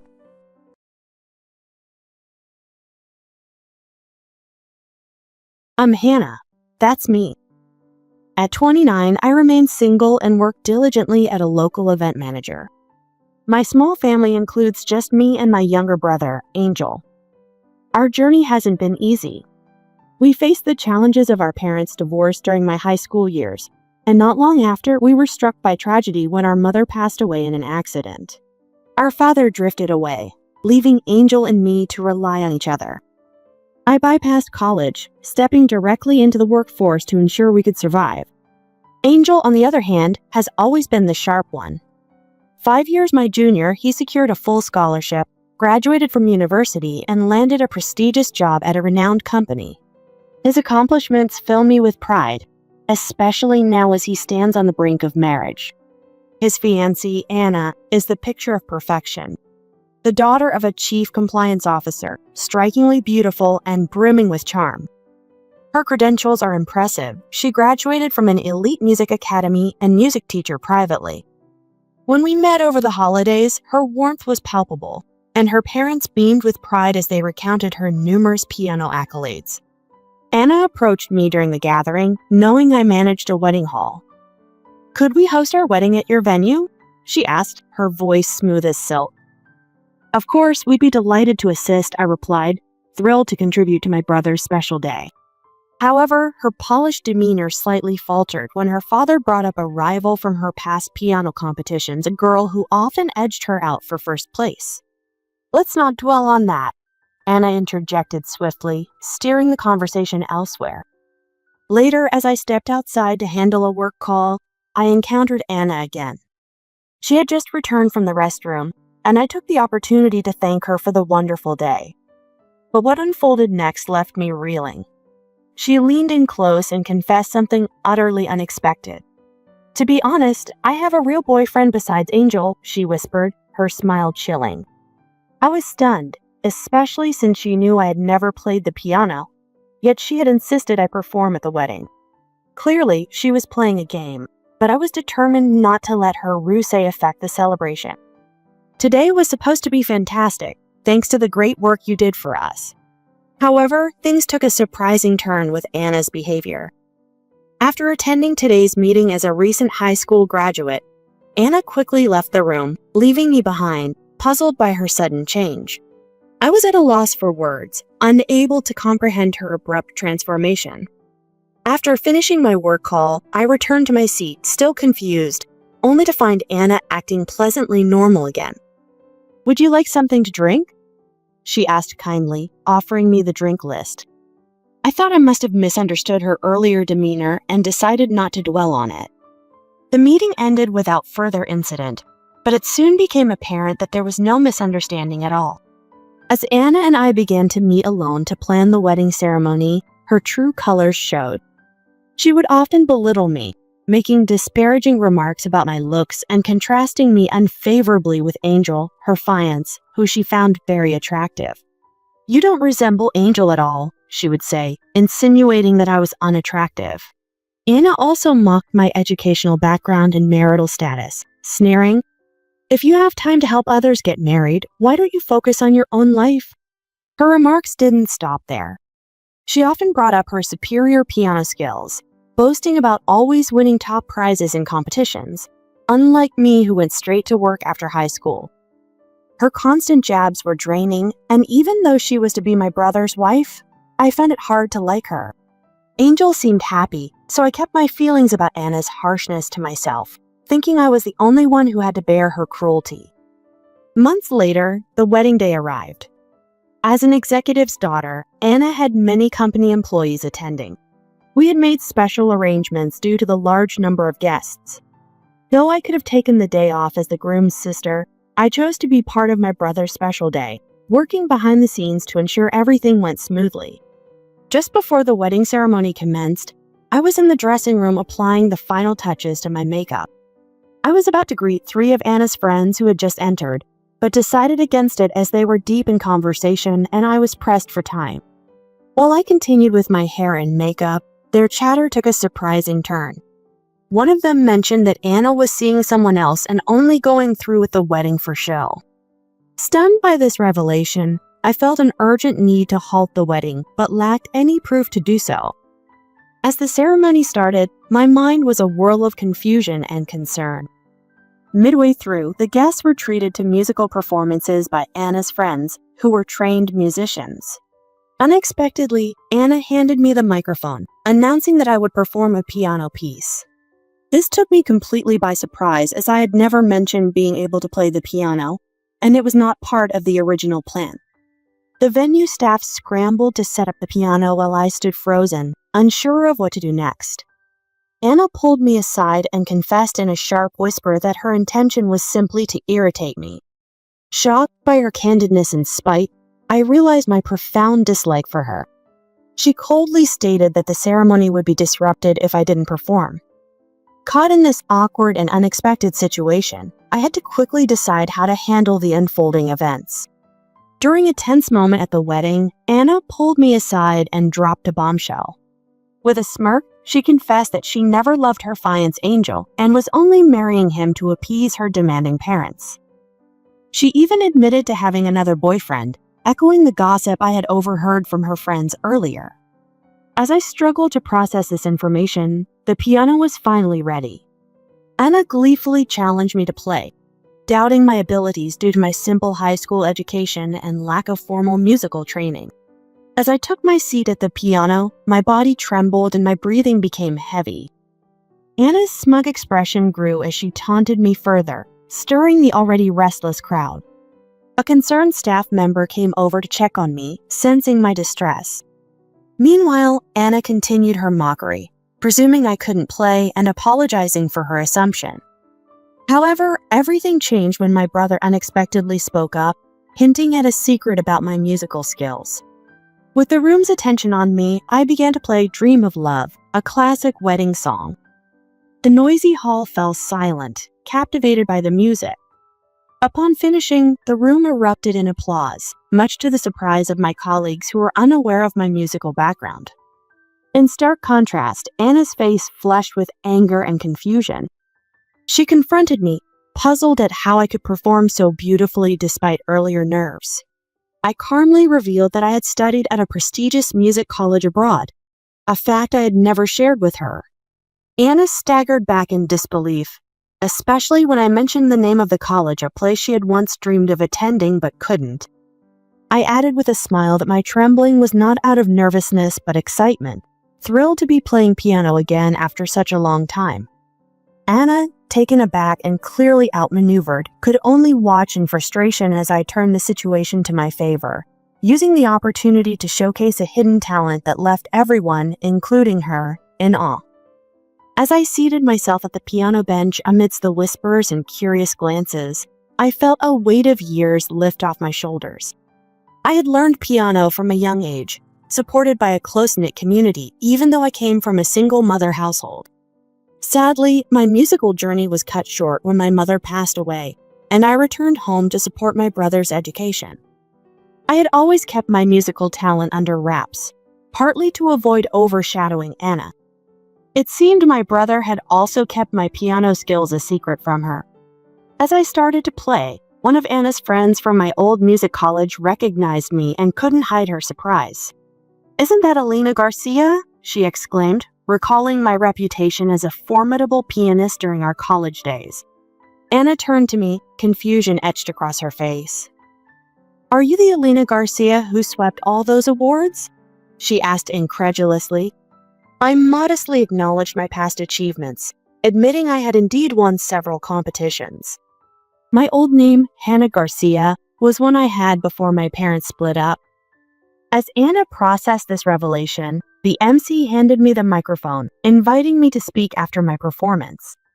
Seeing an opportunity to reveal the truth, I took a deep breath and announced to the stunned crowd that Anna was having an affair. The reaction was immediate and intense. Anna's parents were visibly shocked, their expressions one of utter disbelief. As Anna scrambled to deny the accusations, I connected my phone to the speakers and played a recording of her admitting to the affair and her reasons for the marriage. The clarity and audacity of her own voice left no room for doubt. Anna's complexion turned ghostly as her lies unraveled before everyone. Her father, overcome with anger and disappointment, publicly reprimanded her, calling her a disgrace. Amidst the chaos, Anna pleaded with her father for forgiveness, but the damage was done. The revelation had not only confirmed her deceit, but had irreparably altered the course of the evening. At the climax of the wedding debacle, Anna's father, with a tone of finality, disowned her. "You are no longer my daughter," he declared, visibly distancing himself from her. In a similar vein of betrayal and hurt, Angel confronted Anna, his voice thick with accusation. "How dare you deceive me? I'm not marrying you." My brother's fury was palpable as he demanded an apology for both of us, pushing Anna further into desperation. Anna, frantic and cornered, pleaded with everyone, her voice cracking. "Please forgive me, everyone. Please forgive me, too." Yet her pleas seemed self-serving. There was no genuine apology directed at me. She had belittled me for my educational background and heartlessly toyed with my brother's emotions. "You've taken far too many things for granted," I told her coldly. In her vulnerability, Anna revealed her fears of facing life alone, especially since the man she was involved with was financially irresponsible. "How will I ever manage on my own if Papa and Angel leave me?" she sobbed. My response was unwavering. "I don't care about your life anymore. I'm not going to forgive you." Finally conceding to her situation, Anna lowered her gaze and said, "I apologize for everything I've done. I'm sorry." Tears streaming down her face, her makeup smeared, presenting a sorrowful sight. Yet, remembering the continual disrespect and manipulation, I could not find it in myself to forgive her. "I feel nothing for you. Never show your face in front of us again," I declared resolutely. Anna crumbled into tears, led away by her relatives as the wedding was abruptly canceled. Her parents then faced the remaining guests, offering apologies before everyone dispersed.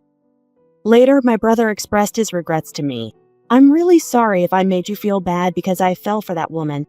Concerned, I asked him, "Are you going to be okay?" He was reflective but hopeful. "I need to sort out my feelings, but I'll get back on my feet soon." Following these events, Angel and Anna officially ended their engagement. Angel received compensation, and Anna, now estranged from her family and lacking financial support, struggled to find stable work due to her limited skills. Her boyfriend left her once the money was gone. Meanwhile, Angel threw himself into his career, eventually earning a promotion and finding fulfillment in his achievements. As for me, the incident led to more opportunities to play piano at weddings, filling my days with music and purpose. My hope is to continue bringing joy and excitement to others with my performances, turning a moment of personal trial into a path of creative fulfillment.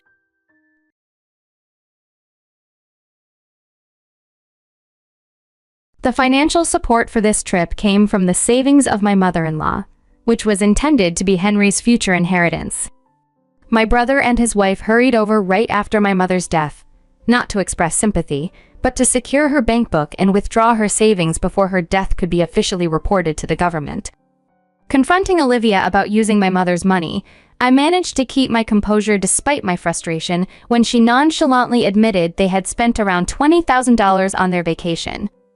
The sheer nerve of my brother and his wife, who secretly used my mother's money without any permission, initially infuriated me. However, I soon realized they were oblivious to a crucial fact, and this brought a spontaneous laugh. Olivia was baffled by my laughter, wondering if the shock had driven me mad. Far from it. I was simply struck by the humor in anticipating their shock upon discovering the actual situation and the consequences that awaited them. Their carefree days were undoubtedly limited. I am Ava, an average office manager raised by benevolent parents. They were the embodiment of kindness, always pondering how they could assist others. Their altruism sometimes made them targets for deceit or placed undue burdens on them. But their integrity remained inspirational to me. However, my brother Henry was a stark contrast to them. His outlook was consistently self-serving, and he found our parents' selflessness baffling. As Henry grew, so did his disdain for our parents' generosity. In high school, he started to pressure them for more money, arguing that if they could afford to help others, they could increase his allowance. Despite Henry's challenging demeanor, our parents never deviated from their values, which only deepened his resentment. In college, Henry exploited our parents' support to finance his education, which he squandered on excessive partying, eventually leading to his academic failure.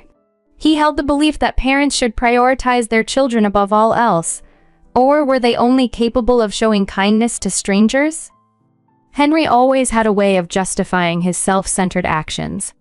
I remember overhearing him boast to his friends about how easy it was to fool our parents, chuckling about their naivety. After college, Henry moved out abruptly, yet he frequently returned, complaining that his initial earnings were insufficient for a decent life. Despite his independence, he kept coming back to our parents for financial help. Worried about Henry but wanting to assist him, our parents continued to provide whatever he asked for. When I secured a job, I chose to support our parents financially, taking on some of the burden Henry had left behind. Although they insisted that I should use my earnings as I saw fit, I felt compelled to help them and regularly contributed to their household, treating it like just another bill to pay. This arrangement went on for years, with Henry only appearing when he needed money. However, one day, he unexpectedly invited me and our parents to dine out. At the restaurant, a charming woman was seated next to him. Henry introduced her with a smile. "Dad, Mom, Ava, this is Olivia, my girlfriend." He announced they were getting married and hoped for our support, which I initially thought meant moral backing. But Henry had other ideas. He wanted our parents to finance his wedding and new home. Knowing our parents' difficulty in denying help, Henry persuaded them to pay for all his upcoming expenses. After the wedding and the home purchase, Henry's demands didn't stop, and Olivia, now his wife, quickly adapted to a lavish lifestyle funded by our parents. Unfortunately, this way of living was short-lived. Our father's health began to fail, leading to expensive hospital stays. Concerned for our parents' financial well-being in retirement, I suggested to Henry that we should share the costs of our father's medical care. I reminded him of all the support we had both received over the years. Yet, Henry refused, coldly arguing that our father's health issues were his own fault for not taking better care of himself while being overly generous with others. Following this conversation, Henry ceased visiting our parents' home entirely, and neither he nor Olivia showed any concern for our father's well-being during his hospitalization. During the time our father was in the hospital, my mother and I were his primary caregivers. Despite our efforts, he sadly passed away. We informed Henry and Olivia of his death, but their help with the funeral arrangements was non-existent. They attended the service, yet their brief appearance and lack of interaction with the family did not go unnoticed. Our relatives viewed them with clear disdain, though it seemed to affect them little. The funeral took its toll on my mother. She had stood strong as the chief mourner, but afterwards, her vitality began to wane, deeply affected by the loss of my father. Concerned, I reached out to Henry, hoping he would offer some comfort. "Mom's been feeling down. Could you visit her sometimes?" His response was disheartening instead of concern. He inquired about our father's inheritance. By the way, what happened to Dad's inheritance? It all went to Mom. They decided that while Dad was still alive. Sensing his motives, I immediately cautioned him. Mom is really fragile right now. Please don't try to take advantage of her. Just come and provide some support. What's the point of visiting if there's no money in it for me? It's not worth my time, Henry retorted. True to his word, he never came by. Half a year after our father's death, our mother passed away too. Despite knowing her frail condition, Henry showed no concern. Upon hearing of her death, he quickly returned to our parents' house. I hoped he would assume his responsibilities as the eldest son at the funeral, but both he and Olivia vanished as the service began. My attempts to reach him were met with voicemail. Ultimately, I had to step up as the chief mourner and see the funeral through. Days later, when I finally reached Henry's phone, Olivia answered. Ava, Henry's busy with boarding procedures and can't come to the phone. Boarding procedures? Olivia, where are you? We're at JFK Airport, leaving the United States in a few hours, LOL. So you're leaving the country? Yes, we're off on an international trip, she replied nonchalantly, as if their departure was just another trivial excursion. I was taken aback by my brother and his wife's decision to go on an international trip immediately following our mother's death. However, Olivia's next revelation was even more jarring. She laughed. We're really thankful to your mother-in-law. Thanks to her, we're enjoying this luxurious trip. Confused, I asked. What do you mean by that? Well, we used the savings from our mother-in-law for this trip. It was going to be Henry's inheritance eventually, so we took it from Mom's savings. Shocked, I pressed on. How did you manage to get that money? When we visited her house, we borrowed her bank book and seal, Olivia explained. We knew we couldn't withdraw the money once the death certificate was submitted, so we acted quickly. Their prompt visit after our mother's death was not to mourn but to secure her bank book and withdraw her savings before I could submit her death certificate. Trying to contain my anger, I asked, So you used Mom's money? Olivia nonchalantly confirmed, Yes, we already spent $20,000 on trip expenses. It's a good thing Henry's plan worked out. For a moment, fury at their audacity for using our mom's money without permission consumed me. But then I remembered something crucial. They were oblivious to an important detail. I couldn't help but burst into laughter, thinking, serves you right. Confused by my reaction, Olivia asked, What's wrong with you? Did the shock of us using the money make you lose your mind? Still laughing, I responded, Sure, that's fine. I'll give up my share of the inheritance so Henry can have it all. That was your plan all along, right? Pleased, Olivia said. Oh, you're quite understanding, huh? By the way, please make sure to arrange for all of Mama's mail to be sent to your house from now on. Don't worry, it's a simple task. I'll let Henry know. She hung up cheerfully. I didn't hear from my brother again until they returned from their trip. Ava, Olivia told me you're giving up your inheritance. Yes, but more importantly, did you handle the mail forwarding for Mom's mail? Yeah, I took care of it as soon as we got back. Good to know you're not going to change your mind later, are you? You won't say you should have inherited after all? Of course not. I still believe my decision was the right one. Well, it's only right that I, the eldest son, inherit everything, Henry said, ending the call cheerfully. However, a few weeks later, he called again, sounding panicked. There's a collection notice addressed to Mom in her mail. What's this about? The call from my brother took an unexpected turn when he asked about a collection notice. Is it from the bank? I questioned. Our parents had always been incredibly generous, often going to great lengths to help others. This included financial matters. If someone needed a loan, they wouldn't hesitate to borrow from the bank themselves to lend it out, or even act as a guarantor. As a result, their debt steadily increased, ultimately surpassing their savings by a significant margin. Did you know about this? Henry's voice escalated in frustration. You knew Mom had debt, right? Why didn't you say anything? There was no point, I replied calmly. You were going to find out eventually. You knew about the debt, which is why you renounced your inheritance, right? If I had known, I would have done the same. That's impossible, Henry exclaimed, bewildered. Why is it impossible, Henry? You took money from Mom's bank account for your vacation, didn't you? So what? What does that have to do with the inheritance? It has everything to do with it. What you did is considered a legal acceptance of the inheritance, I explained. The concept seemed to baffle him. Explain it so I can understand, he demanded. I patiently explained to Henry that by withdrawing money from our deceased mother's bank account for personal use before the inheritance proceedings, he had legally accepted the inheritance. This was a standard legal principle, though perhaps not commonly discussed in everyday situations. I've never heard of such a thing, Henry argued, skepticism in his voice. Of course, you haven't. Not many people would think to use a deceased family member's savings for personal gain, so it's not a common topic, I countered. You're just making this up because you want the inheritance for yourself. I have a lawyer friend, you know? They'll find out if you're lying. Henry hung up abruptly. After consulting his lawyer friend, Henry called back, his tone devoid of its previous confidence. Ava, you were right. I can't renounce the inheritance now. It seemed the lawyer had confirmed what I had told him. Finally, Henry had to face the reality that he had inherited not only the assets but also the substantial debts of our parents. He had always been eager to accept money from them, never considering the financial strain he was contributing to behind the scenes.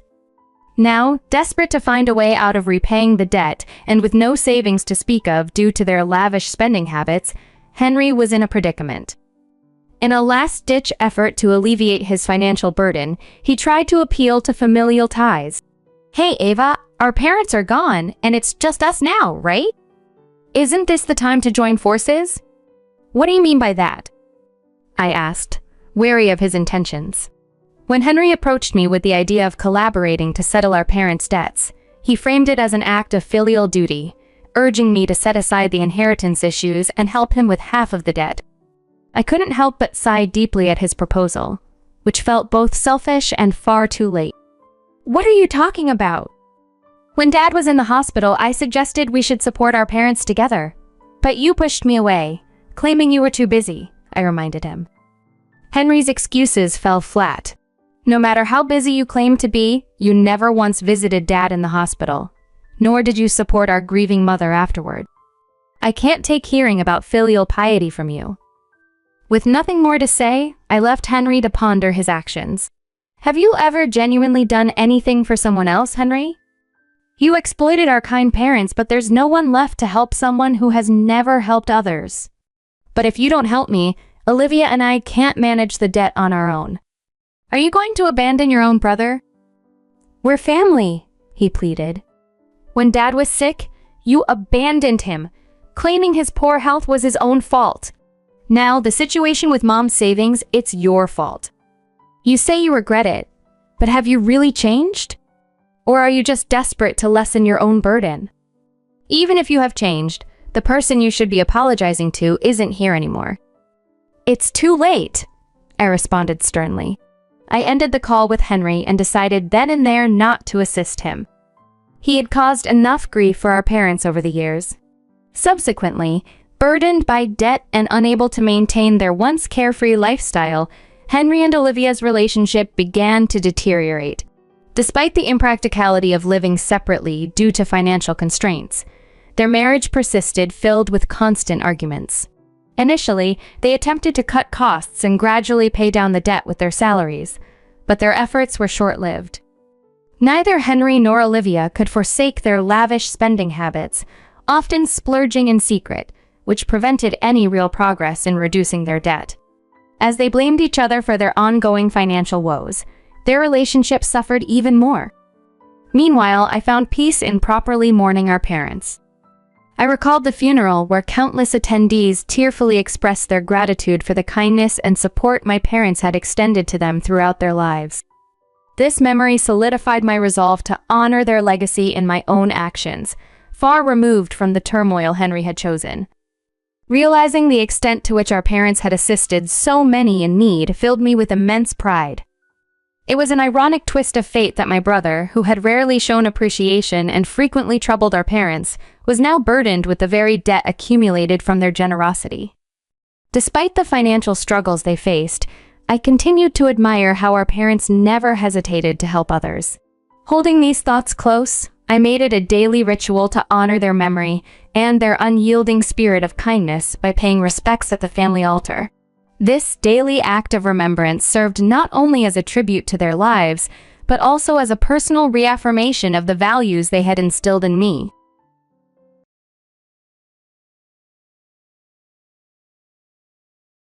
It felt refreshing to think that I'd be away for a while.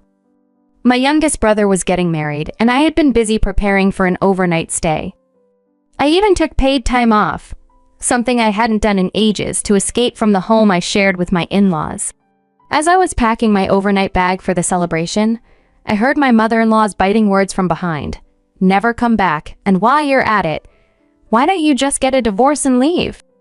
"Sure, as you wish," I responded calmly, letting her harsh words roll off me with a quiet smile. Leaving her sneering taunts behind, I stepped out of the house. Before I got too far, I paused to say goodbye to our home. "Thank you for everything. It's been a long time." I don't recall ever being looked after by my mother-in-law, but somehow, as I walked away, I felt incredibly lighthearted.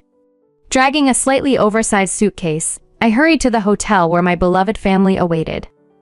I was set to stay for 2 nights and 3 days, but what lay beyond that remained a well-kept secret. My mother-in-law didn't yet know the fact that I would never return as a resident of that house. I'm Maria, a 37-year-old part-timer. While working at an office, I also manage our busy household. My husband Ryan and I, both the same age, have been married for over 27 years. Our marriage was arranged, recommended by an acquaintance, but we share similar values and get along well. The only loneliness stems from Ryan's job as an engineer. He works for a shipping company and can be away from home for over a year at times. Still, our relationship remains strong, and we are blessed with a son. We lived in a house cohabiting with my in-laws. Until recently, I was primarily responsible for caring for my husband's grandmother, who also lived with us. I used my income to hire a caregiver during the day, and after that, I took care of her mostly by myself. This arrangement continued until my grandmother-in-law passed away. Ryan, thank you for everything over the years. Grandma must have been happy too. She was grateful to you until the end. Ryan's kind words once brought tears to my eyes. Surrounded by children to great-grandchildren, my grandmother-in-law was well cared for. In her younger days, when I was young and unfamiliar with household tasks, it was she who taught me how to live properly from scratch. She was kind and fun, though strict at times, and seemed to be laughing most of the time. Being able to keep my job from my younger days and work part-time even during caregiving was all thanks to her. Despite the caregiving being a significant burden all along, now that it's over, I find myself nostalgically cherishing those days. I never imagined that the environment around me would change so drastically right after that. Ryan, due to his job on the ship, often has to be away from home for long periods. I'm proud of him for his indispensable work in American logistics, but living with my in-laws puts me at a disadvantage. The moment my grandmother-in-law passed away, my mother-in-law's attitude changed dramatically. Previously, she would try to appease me with sweet talk while dumping all the caregiving responsibilities on me. But as soon as the caregiving ended, she began to disregard me. When she went out, she would deliberately exclude me from the souvenirs, and when we passed each other in the house, she would bump into me on purpose. Her overly hostile behavior was so shocking, I couldn't help but be surprised before feeling disgusted. Moreover, my son Walker, who happened to be visiting, said something to me. "Hey!" Grandma started saying nasty things again. It's an old story. But when Walker was just 4 or 5 years old, there was a significant incident with my mother-in-law. She filled Walker with baseless accusations against me and upset him. Walker reported this to the whole family. "Your mom is cheating. She's going to leave you eventually. That woman is no good. She doesn't work, and she's all bad. Your dad hates her too. That's why he doesn't come home." You got that? I was shocked to learn she had been teaching him such lies. I wasn't cheating, and despite working every day and doing household chores, I was truly busy. Moreover, the reason Ryan was absent was genuinely because of work. It's such a joke, it's ridiculous to take. It was quite a tough day, as usual, with my young son Walker feeling down, and I was too wrapped up in consoling him to pay much attention to the grumbles of my mother-in-law or my father-in-law's evident irritation. When Ryan, my husband, got home, the atmosphere shifted slightly for the better as he addressed his mother's behavior. Fast forward to the present, Ryan is out of town for work, and it seems like my mother-in-law is taking full advantage of his absence. You'd think she'd relax a bit since her caregiving duties have lessened, but instead, she's got me hopping around the kitchen with complex recipes and demanding thorough cleanings. Just recently, she hosted a viewing party for her friends, turning my living room into a disaster zone of snacks and spills, which of course I had to clean up. Her demands didn't stop there. While I was mopping up, she impatiently urged me to hurry with dinner, despite not planning to eat with us because she had filled up on snacks. That evening took a turn when Walker confided in me that his grandma wished I would just disappear. His words stung, and he even suggested maybe living apart from grandma would be better. I reassured him and took him to the station for his return trip. The day after Walker left, I started feeling physically unwell. My symptoms, which the doctors have attributed to menopause, flared up severely, leaving me alternating between chills and sweats. That evening, as I lay exhausted in my room, my mother-in-law barged in demanding dinner. Despite my explaining I felt too sick to cook, and hoping for her empathy knowing she had endured menopause herself, she scoffed. To my horror, she dumped a bag of snack crumbs on me and left the room dismissively. This incident made me realize that the limits of my patience were being tested. Not long after, I decided to take some paid leave from work to plan a trip, hoping for a break from the ongoing stress at home. The occasion was my younger brother's wedding.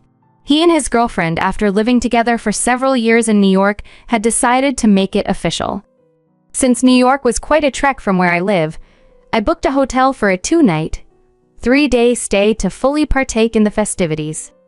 Though my brother generously offered to cover the hotel costs, I insisted on paying myself since the wedding date was selected to accommodate my schedule.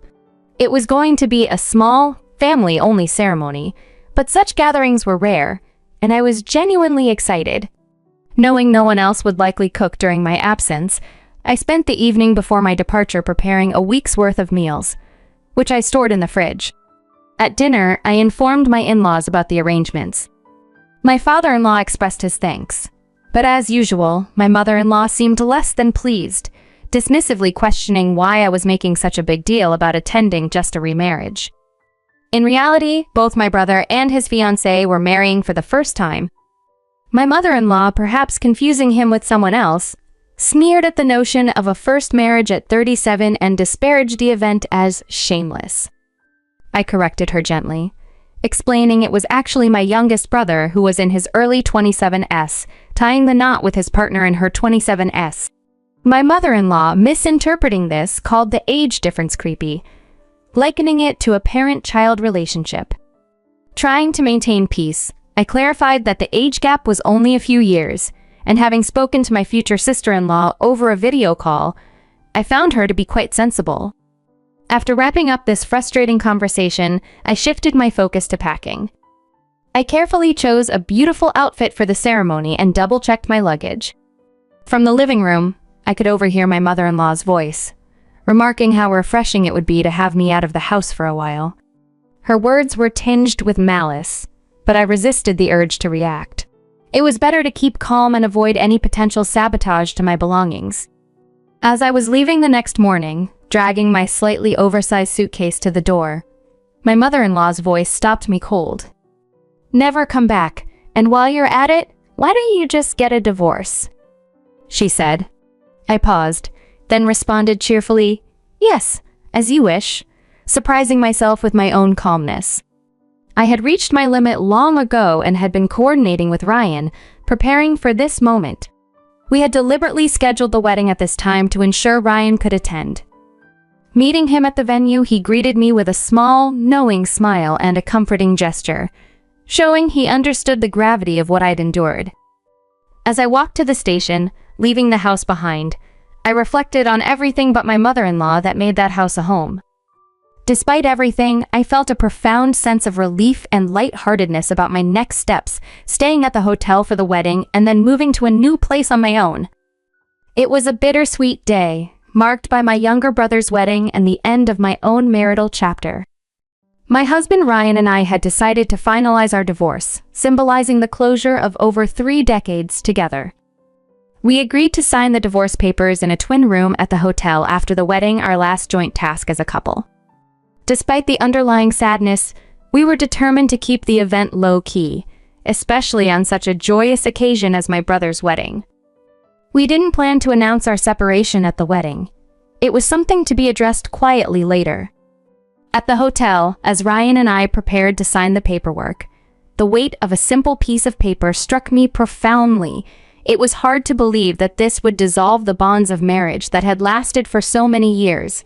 Yet, amidst the solemnity, there was a mutual understanding and deep affection. "I'm truly sorry," Ryan murmured, his voice heavy with emotion. I reassured him with a tearful smile. "Don't apologize. You were a wonderful husband. Let's aim to be good friends from now on." The moment was intensely emotional, yet there was a strange sense of relief and new beginnings. Our hands clasped, we signed the papers, a testament to our mature resolution to move forward amicably. The next day, after the wedding festivities had calmed, Ryan returned alone to his parents' home to explain the situation. The news took everyone by surprise, especially my father-in-law, who became furious not with us, but at the notion that his daughter-in-law, who had diligently cared for his own mother, was being let go. My mother-in-law, who had never been supportive of my role in the family, stood shocked as her husband expressed his long-held frustrations. "You've been terrible at housework ever since you married into the family," he scolded. "I kept quiet because you are Ryan's mother, but you've taken your mother-in-law's leniency for granted." His anger escalated as he recounted how I, unlike her, had contributed both financially and physically to the family's well-being, providing not just care, but also enhancing their lifestyle with my earnings. Realizing the gravity of the situation, my father-in-law suggested, half in desperation, half in anger, "It's not too late, Ryan. Go apologize now and ask Maria to marry you again." But it was too late. The damage had been done, and the consequences of years of neglect and unkindness were unraveling before them. In a dramatic turn of events, my mother-in-law's refusal to accept the situation led to a confrontation that the neighbors could not ignore. The police were called as she clung to the front door, crying out in distress and refusing to accept the reality of her situation. The officers had to intervene to calm the scene, but the rift in the house was too deep to mend. Following this upheaval, my father-in-law and mother-in-law lived under the same roof in a strained silence, avoiding each other to the extent that she would flee the room upon his entry. The tension was unsustainable, and eventually my father-in-law reached out to his daughter, seeking her assistance in what had become an untenable living situation. Throughout these trials, I found solace in my newfound freedom and the support of friends and family, prepared to embark on a new journey unburdened and open to the future. It was during a family meeting that the tension reached a peak. Ryan declared his intention to divorce me, but his daughter, feeling sympathy for my mother-in-law, made the discussion difficult. Ryan, however, laid out the facts clearly, detailing the harassment I had endured from my mother-in-law, including her attempts to turn our son against me. He brought up emails and conversations as evidence, painting a vivid picture of the difficult environment I'd faced, especially during challenging times like my menopause. My father-in-law, who had witnessed some of these moments, expressed his disapproval of his wife's actions. He revealed that he had previously advised her to apologize for her behavior, advice she had blatantly ignored. Now, as Ryan recounted the ways she had unfairly criticized my family and urged me to leave, my father-in-law's anger grew. Ryan also emphasized how I had managed all household responsibilities and cared for my grandmother-in-law with the help of a caregiver. He posed a poignant question to his sister, How would you feel if you were in her place? This left her silent, contemplating the gravity of the situation. My mother-in-law, overhearing this, became irate, accusing her children of betrayal, despite her limited involvement in their upbringing, something Ryan had often discussed. It was mainly their grandmother who had raised them, a fact that became painfully apparent to her daughter as she listened to the accounts of neglect. The meeting shed light on the long-standing issues within the household. My mother-in-law had always been more interested in enjoying the benefits of our family without contributing to the workload. This realization finally broke through her usual defiance, leaving her in tears. Despite the tumultuous discussion, it was decided not to pursue a divorce out of pity. However, my father-in-law began seriously considering separation. After this revelation, Ryan and I met in our favorite cafe, a place filled with memories from our younger days. As Ryan sipped his coffee, he reflected on the situation with a hint of resignation. I reassured him, acknowledging the importance of his job and the unavoidable absences that came with it. My support wasn't just out of kindness. I genuinely admired his commitment to his maritime career. During our conversation, I expressed my relief at finally being able to distance myself from his parents. Ryan understood my position and agreed, appreciating my honesty and the fairness with which I viewed the situation. This understanding between us, even in the midst of ending our marriage, was comforting. The day after our cafe meeting, I arranged to meet Ryan's father with Ryan's help. The meeting was set with a specific purpose, to discuss his potential separation from my mother-in-law. I approached the topic delicately, hinting at the challenges he might face living alone, especially after the recent uproar. I offered my help in his later years, knowing his daughter lived far away and Ryan's maritime career kept him at sea for long stretches. His initial hesitation shifted as we talked, moving from separation to considering a full divorce. His decision-making was swift, a trait I had come to know well. Encouraging his resolve, I mentioned that we could introduce him to the lawyer who had handled our divorce, ensuring he had the support needed to navigate this change. By the end of our conversation, my father-in-law was not just contemplating his next steps, but was actively pursuing them, empowered by the realization that taking decisive action might be the best path forward for everyone involved. It became apparent over time that my mother-in-law was destined for solitude. About a week after I left, I returned to the house I once called home, now simply my former in-laws' residence, to gather the remaining items I couldn't take during my initial departure. While I had previously taken the most valuable things, many personal belongings still remained. Clothes, books brimming with memories, my son's childhood drawings, and various household items I had purchased with my own earnings over the years. During this visit, which turned out to be my last encounter with my mother-in-law, her situation had become dire. Her divorce was finalized, and she was in a state of sheer panic. As I collected my belongings, she knelt before me, her face pale, pleading for forgiveness and begging me to return and persuade my husband. I ignored her and continued with my packing, but she couldn't handle being disregarded. Suddenly, she reverted to her old self, hurling vicious insults and demanding I leave her presence forever. As she exploded in anger, she attempted to attack a box of neatly folded clothes, which I dodged, causing the clothes to scatter. My son, Ryan, intervened, sternly reprimanding her, a rare defiance that froze her in shock. I told her firmly that our relationship was over and thanked her sarcastically for nothing before hastily packing the scattered clothes without refolding them. With a final dismissal, I left her to her turmoil, no longer willing to share any space with her. As I waited in the car driven by my brother, I could still hear her cries from inside the house, but I chose to ignore them.